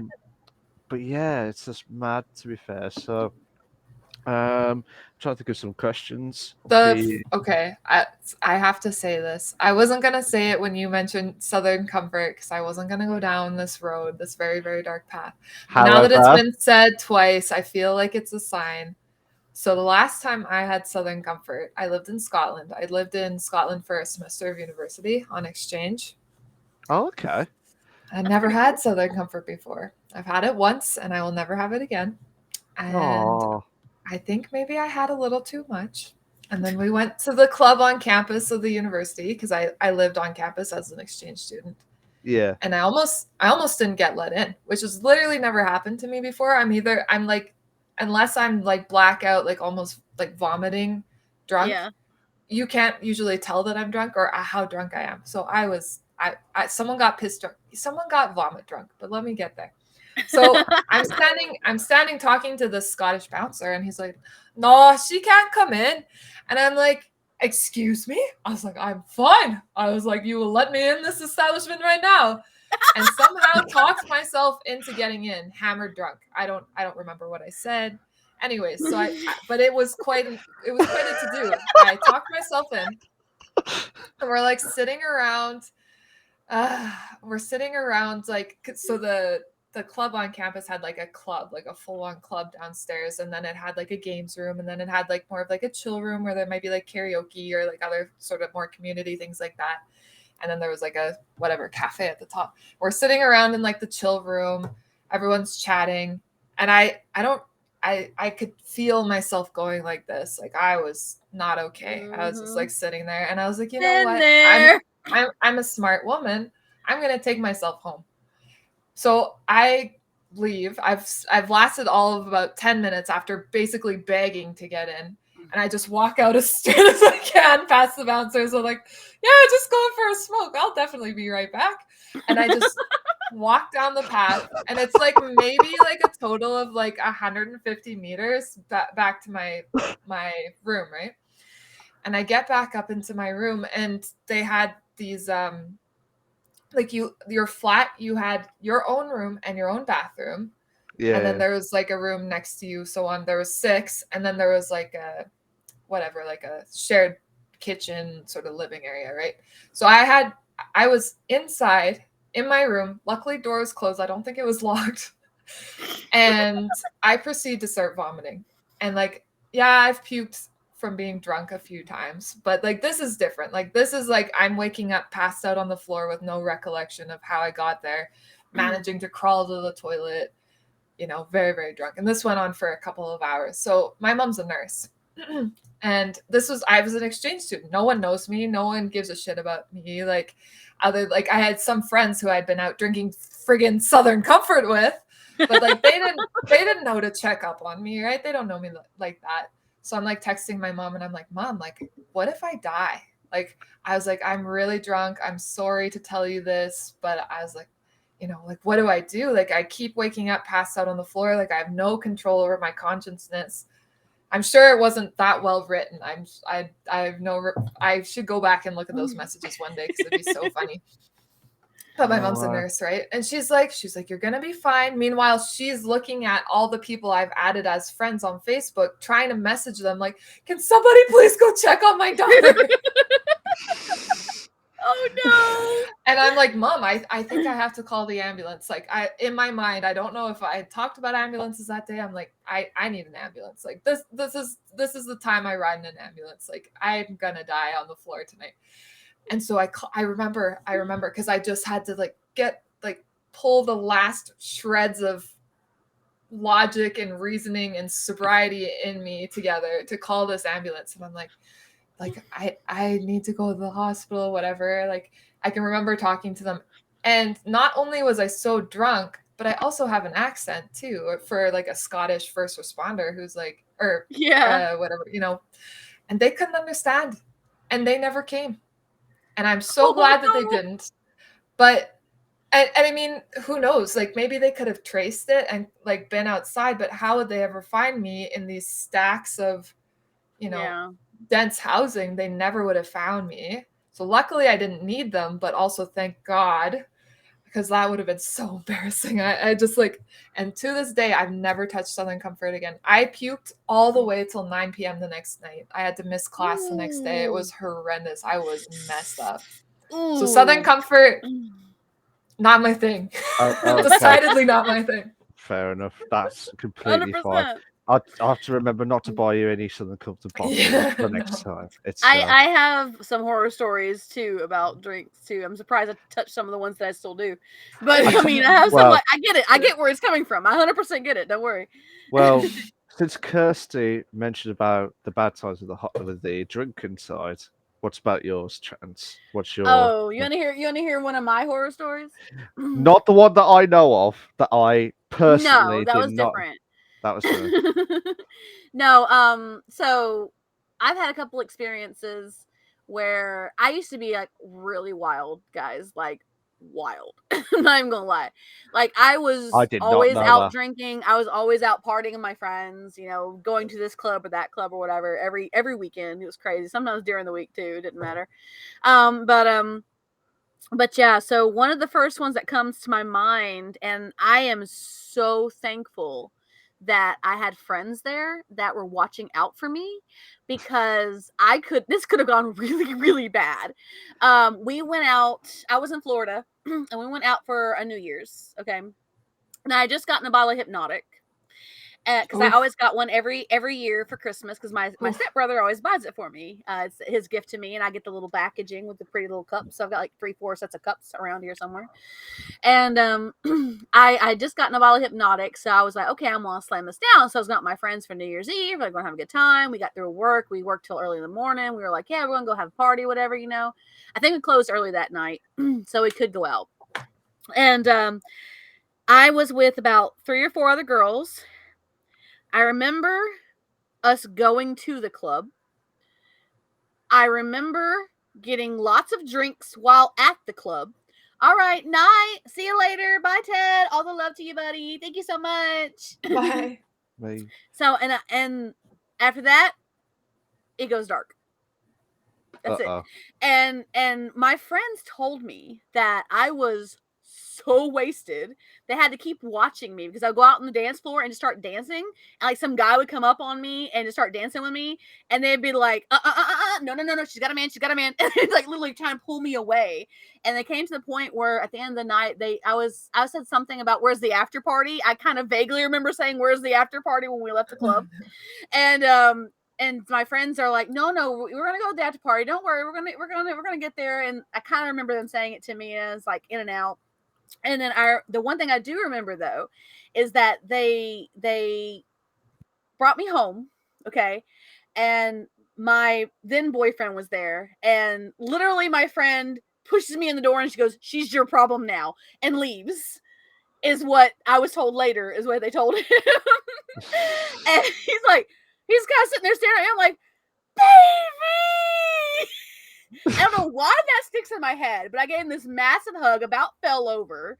He's like, okay, let's get you to bed. How much did you have a drink? I'm like, I had so much fun.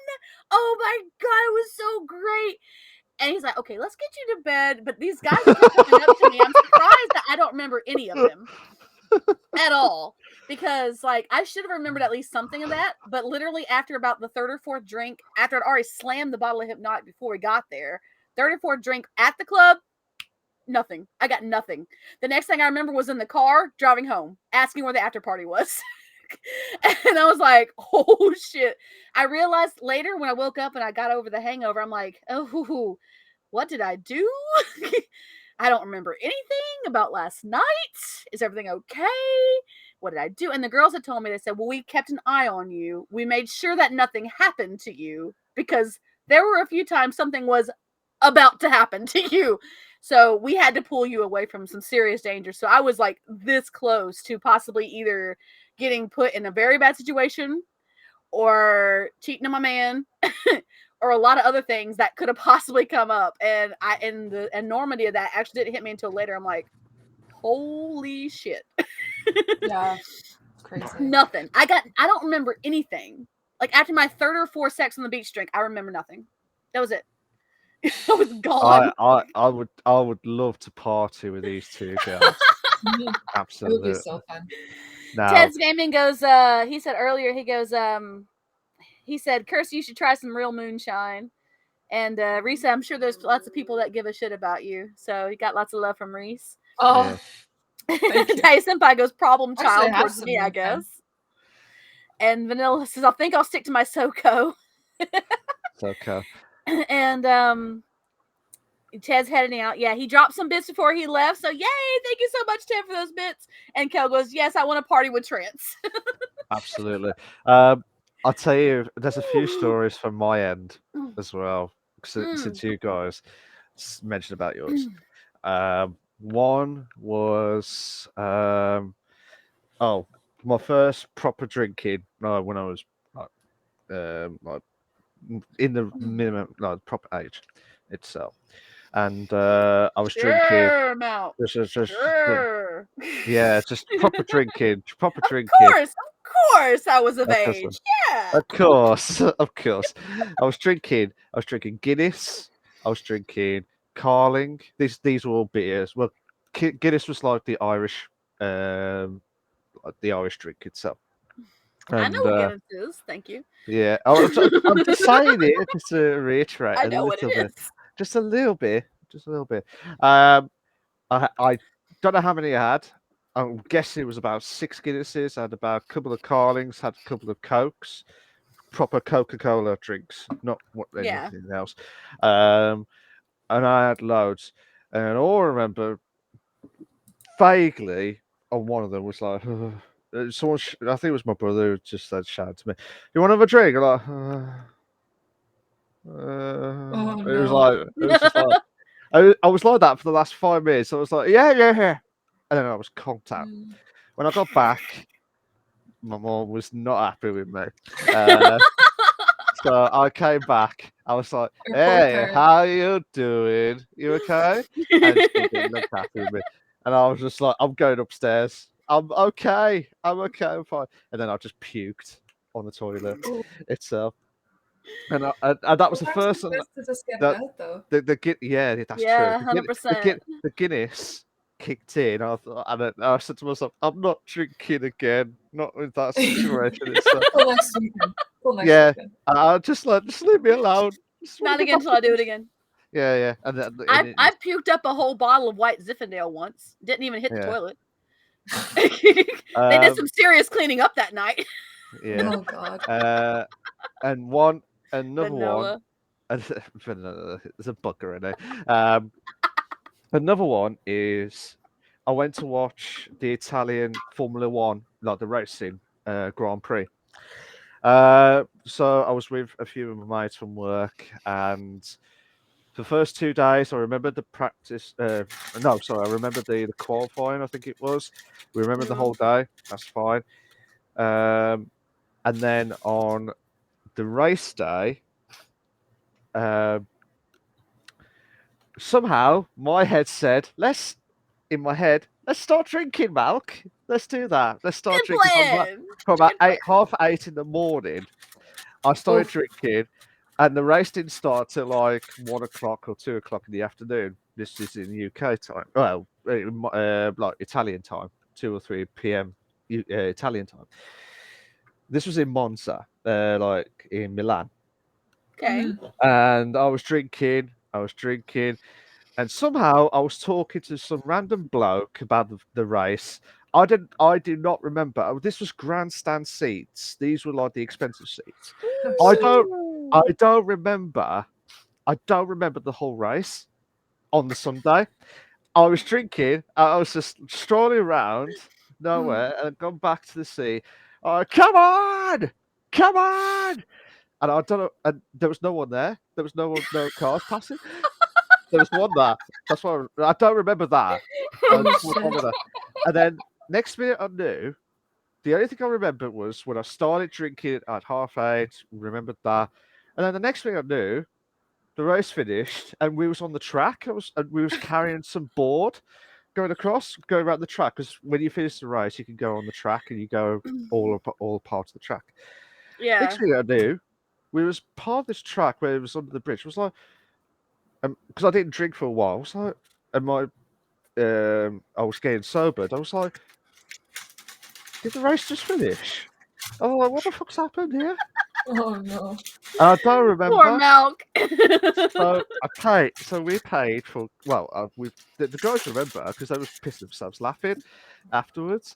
But I don't remember. I only remember bits of that day, of that Sunday, and then all I remember was I was carrying a board, and it was like, why are we carrying this bloody board? We were just carrying it on our heads, and just like strolling around on the track.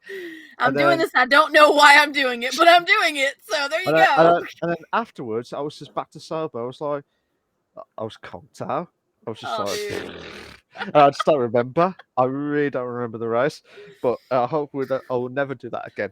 To be fair, but that was insane. Man. But yeah, Crazy. I want to party with you guys. To be fair, I want to see that experience. Let's do it. Let's do it. Well, Mal can tell you about the day we had the drunk stream and how that Oh went. no, Kirsty. Yeah. Right, I'm going to say it in the short version. Now, this is where I did not know Trance would get easily drunk that quick. Trance gets drunk really easily. Okay. I hold it, but it hits quick. So basically, I said to myself, would it be funny if I put like loads of hydrates? And she said, well, fuck it. I'll just drink. And then she was completely gone. And I thought, oh shit. And then her boyfriend was really like cheesed off at me, like, no, I'm gonna take care of her now. Now she's my problem, Malk. Yeah. Now you don't have to deal with her anymore. Now I gotta deal with her. Yeah. And after that, I have stopped doing hydrates on her channel. Never will anymore. To be fair, and that's what's happened. I don't remember much of that. I vaguely remember it, but I don't remember much of it. Yeah, absolutely. It wasn't your problem, so you're fine. Yeah, it wasn't. It was to start with, but I was like, here you go. There's not my problem anymore. Good luck. Good luck with that. Have fun.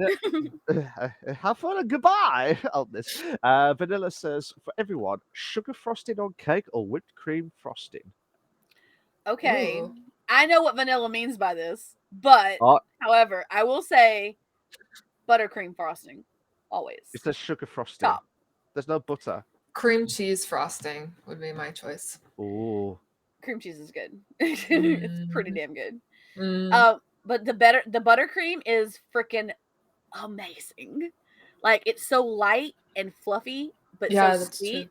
Oh my god, it's the best. I could just eat a tub of that shit. Seriously. I have. I've put some like buttercream, just eaten it. It's like so good.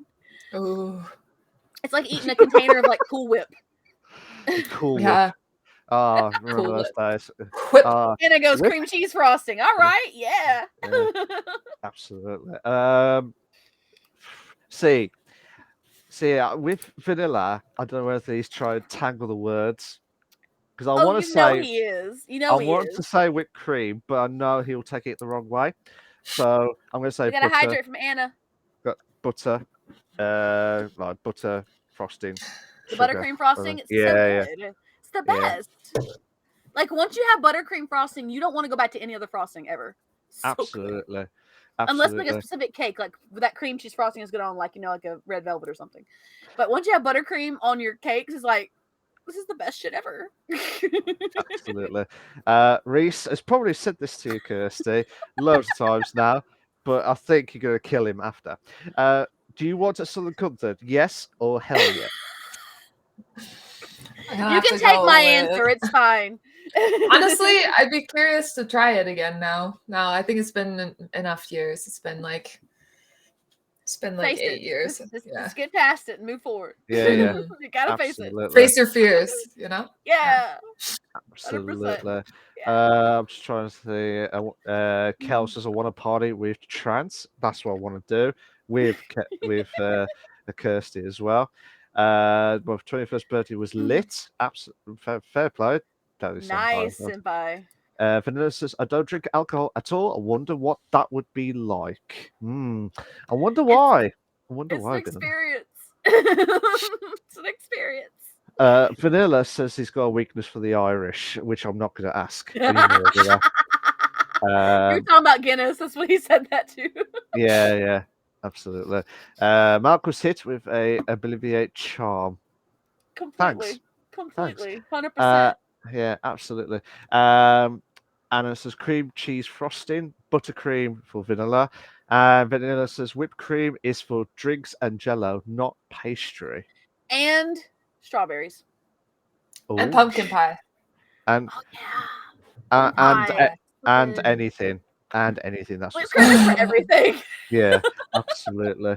Except for drinks and except for pastries. But everything else. Kirsty, we've been asking you and pestering you about questions. Have you got any questions to us at all? Yeah. We'd like to know us more. Yeah. For season 3, do you guys see yourselves keeping the same format, or will you be evolving? Oh, that's a good question, actually. Yeah, 100%. We made a couple of adjustments. Like at the end of season 1, we asked our viewers in the last episode things that they wanted to see us do. So we incorporated some of those features. You can probably see them on the notes list where I made notes in there. That we've added. We did a free form episode, which was a lot of fun. That was a blast. That was with Daddy Senpai. It was a blast.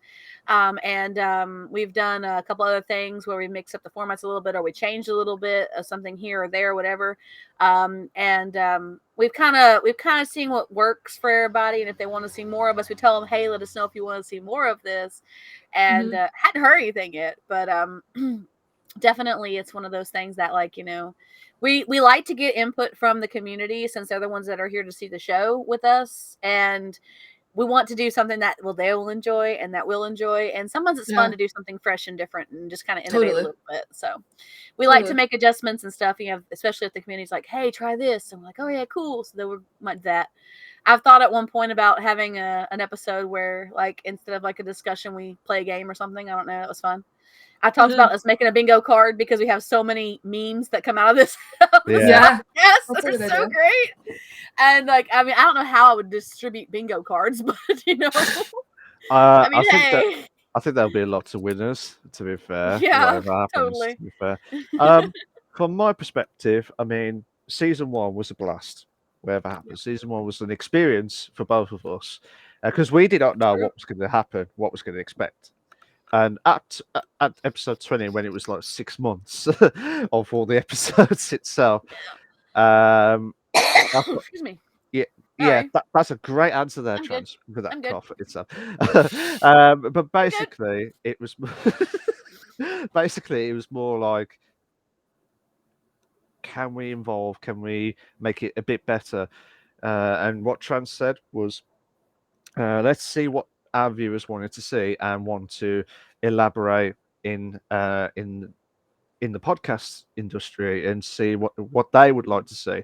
So season 2, which currently we're doing different formats to see which ones that they like or what we can do. If like, say you wasn't available, would we have done a different format or done something different until you come back on like the later date and stuff? But it's more to do with the fact, like, we definitely want guests to come in because we want to try and promote yourselves, to give yourselves a bit more followers to get to your channel and watch your streams as well. That's the main goal, because we've done like quite a lot of the goals itself, to be fair, where some people were just hit a couple of affiliates at the time, and some of them Yeah. already hit like certain targets, like 100 followers or 200 followers, Right. anything like that, and it was all because of our podcast, and that was the great thing Nice. of it all.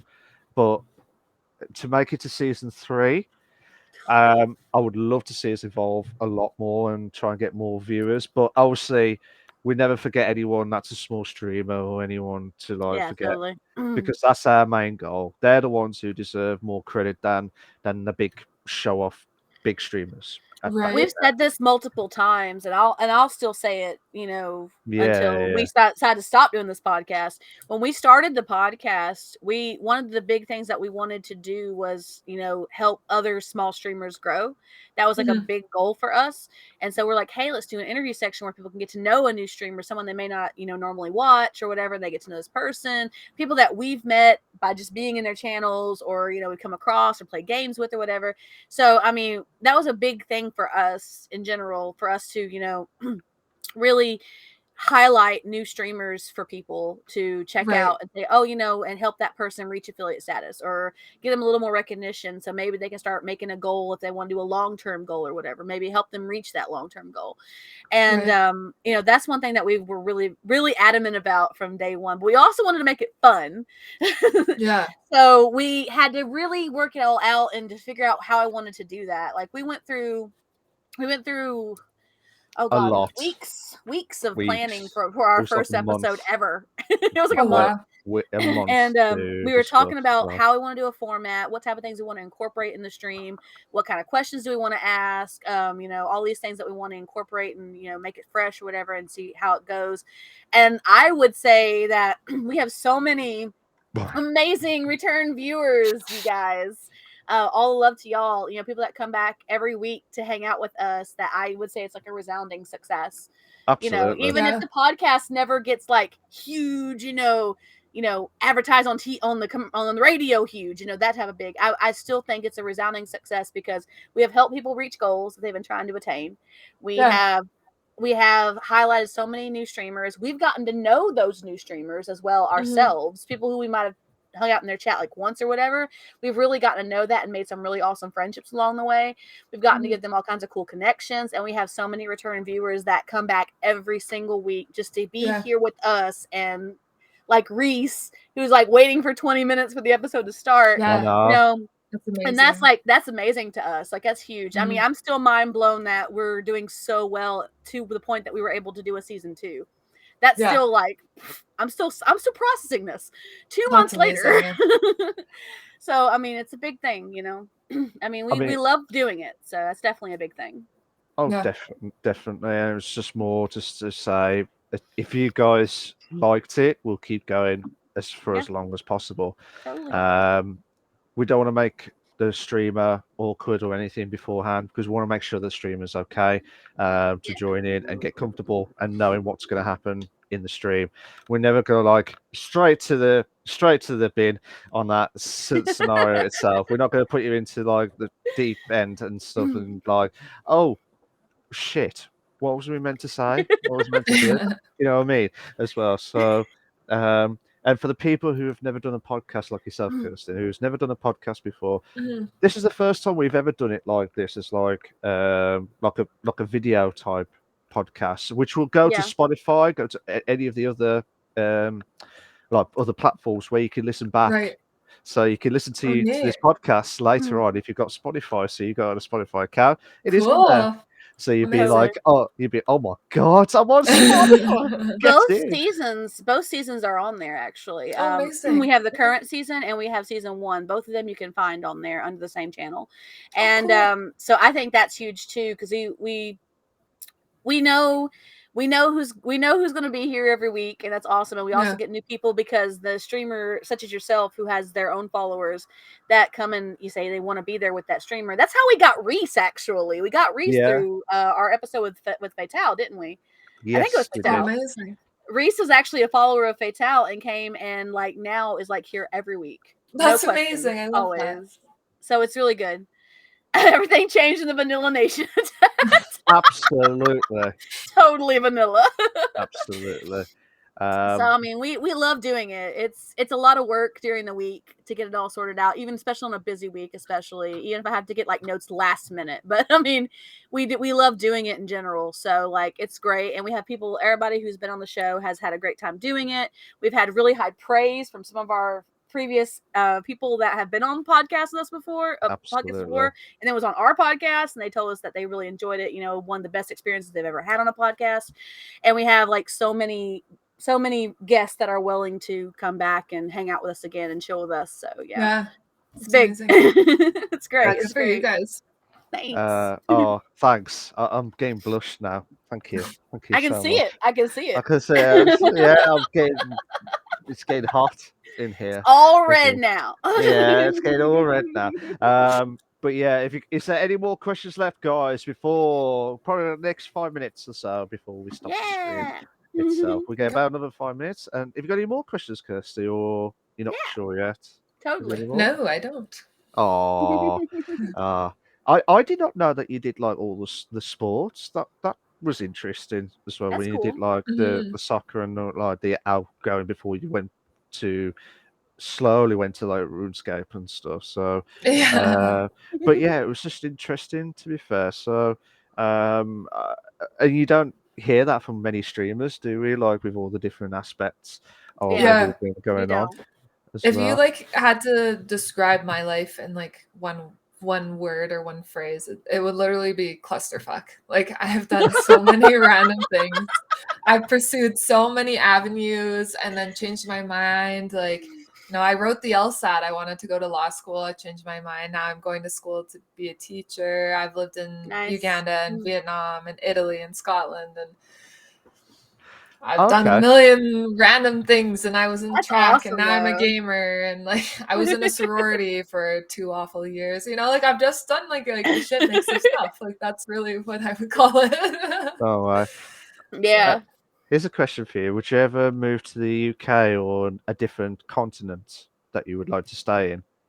Yeah. I still sometimes think about like what I'll end up doing, and that's like ultimately why I came down to teaching is when I'm done my schooling, like I could see myself moving to like Hong Kong or who knows, parts of Africa to go teach again. The thing that I didn't love about teaching English was it was a lot of just like, can you say apple? Apple. Like it was like literally like being a performing monkey. But when it comes to like content that you can like dig your teeth into, like I want to teach high school history and social studies. So like that's stuff that like I'm passionate about. So that will come across to the students hopefully. And rather than just being like, let's sing Baby Shark for the 30 millionth time. No way. All the Baby Shark. I can just imagine you just doing the Baby Shark now. I work with kids every day, so I know exactly where you're coming from. You do. I mean, I don't have it in teaching capacity, but I do work with kids every day, so I completely get where you're coming from because I work at a facility where like kids will come in and we have a playroom and then we have a rock wall room, and some of the older kids will go to the rock wall room, some of the parents too, but the younger kids can only play in the playroom because they're not big enough to do the rock wall.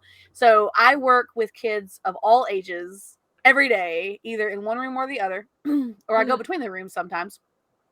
And so you get those toddlers that come in and that all they want to do is just roll on the floor. Yeah. There's balls, there's blocks, there's a tower to climb up and get on the cargo nets, but no, all they want to do is roll on the floor. And you get on the floor and roll with those kids because that's all they want to do, and that's what they find as fun. That's what they love doing. So I completely get it. I have come to understand, and I always loved kids, don't get me wrong, I've always loved kids, but I've come to understand so much more about children and the way they think just by working with kids every day and seeing how they interact with each other and how they interact with adults every day. I've learned so much. Sometimes I'll just watch them. Like I hear the cutest conversations. Like there was one kid who the rope tower that goes up to the cargo nets in the room. It's about 10 foot high, okay? And this one kid was up here and they had just met because they just started playing in the room. They didn't know each other before. They started playing and they became really fast friends. And this one kid was trying to climb up the rope ladder and was having issues getting up the rope ladder. And I'm watching this kid because I try and cheer the kids. I was like, oh, you can do it, you got it. Come on, you got this. You're so close. I always cheer them on and, help them feel brave. And this kid was here climbing and was like kind of stuck about like 3/4 of the way up. It's like, I can't do it. I can't do it. And the one kid leans over and goes, you gotta get up here. Your life depends on it. And it's like, I can't do it. It's like, you can do it. So the little kid starts climbing. I'm like, oh, that's just the cutest interaction ever. And eventually the little kid finally made it to the top and they just cheered each other on because it was the best thing. It was the best moment. So I learned so much more about kids and how they think and how they see the world just by working with them every day, which is amazing. Yeah, 100%. I had the most rewarding job. No way. Yeah. That's class. That is. It's awesome. It's great. It was the cutest thing. For me, teaching would never work for me. That's why I'm a developer. And will be like a software developer as well. So Amazing. I'm not the greatest. I will be honest. I'm not the greatest, but I do give my all when I can as well.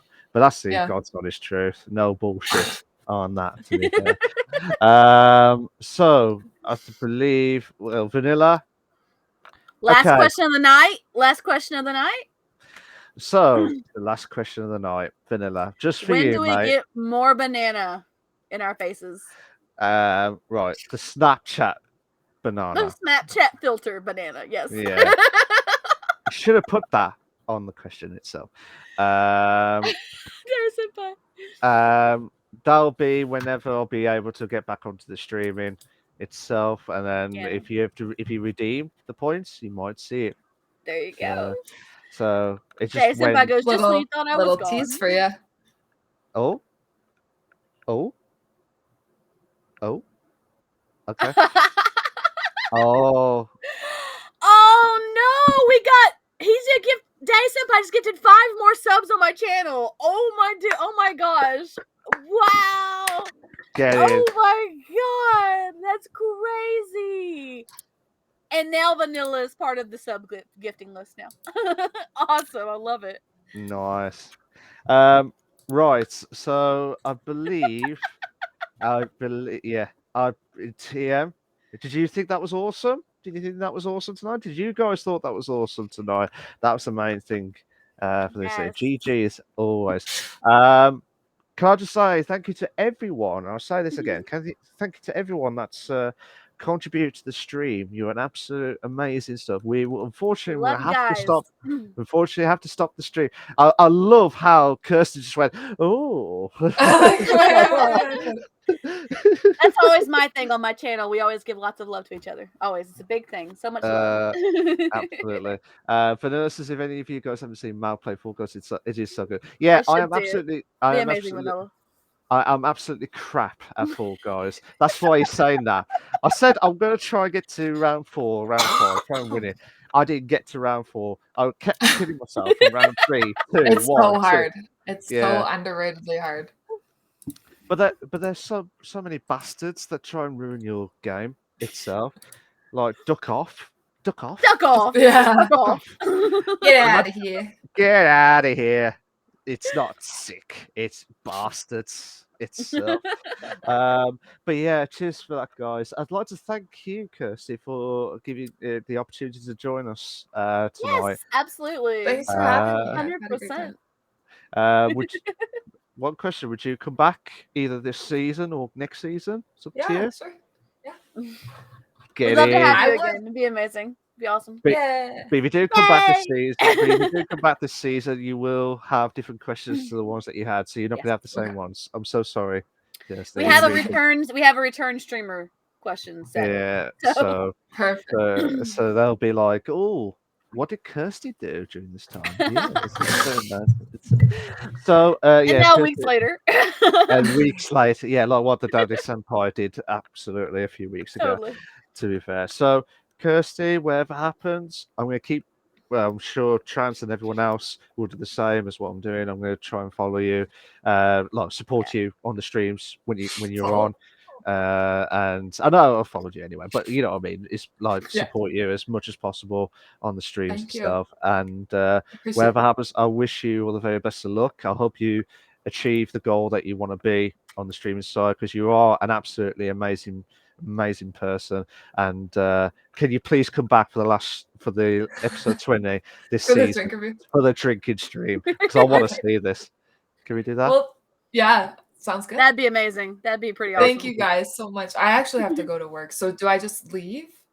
What do Oh, I we're do? getting ready to actually end the show, so you're good. Yeah, Give us a minute, yeah. we'll close everything out, and you're good to go. Yep. Yeah, Totally. we'll finish it Okay. off. I'll Thank speak you to guys. Chat, it was so nice to meet you all too. I hope you guys take care. Times are tough right now. Keep your smile on your face, and hope you guys are comfortable and happy and healthy and Yeah. make good choices. Bye guys. Thank you See you again. later. Take care of yourself, Bye. Kirsty. See you later. Bye. Bye. But yeah, that was amazing stuff. Thank you Awesome. to Kirsty as well. Absolutely. Trans, Yeah, totally. I was gonna do like that, but you're Yeah, I'm right here Sounds like- now. I'm here now. Hi. yeah. I'd be like, what's going on here? But yeah, thank you to the hostess with the mostess, Trans Gamer Girl, for everything that she has done this episode, as each and every single week that she has been doing the notes as well. Oh, thank you. Yeah. All the love to you guys. Thank you guys so much. Absolutely love you guys. Y'all are amazing. Yeah, Absolutely love you. Thank you, TM, for popping in and hanging out with us while we did the show and hanging out and chatting with Kirsty and us. You know, amazing, awesome. Love it, guys. Y'all are amazing. Y'all the best. That's what we do. What we do. Love Absolutely. it. If you want to follow us, guys, if you really want to follow us on Twitch, which some of you are already there, on Retro Wolf Live and Trans Gamer Girl. We will do the podcast every Saturday evening on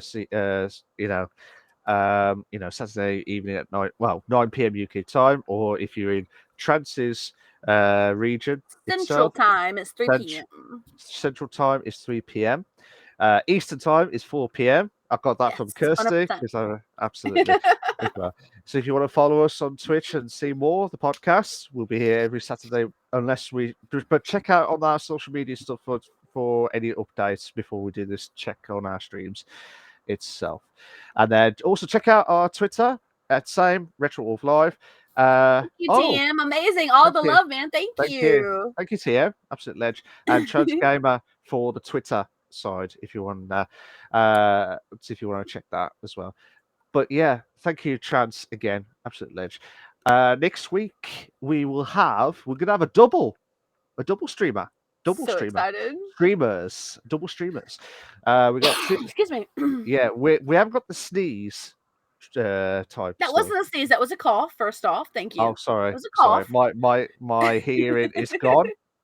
To be fair, basically we will have, which we were meant to have a few weeks ago, we're gonna have Musa Penguin and Katie, aka Always Miss Right. For both of those them. who remember, yeah, they were here last season, so they're returning this season, which is amazing. It's gonna be awesome. It's gonna be amazing. We had a great time last time with them individually. Now we can have them together this next week together. It'd be amazing. It's gonna be the best. This is gonna be a mad stream wherever it happens. But like I said, that's next week on the 12th of March 2022. I was the host with the most. Below, said that wrong. Below is in Trans Gamer Girl, hostess with the mostess as well. See you all next week, and I hope everyone has a very good week. And take it easy, stay safe, and keep rocking. See you later, guys. Absolutely. Bye, Take care of yourself. guys. Bye. Bye.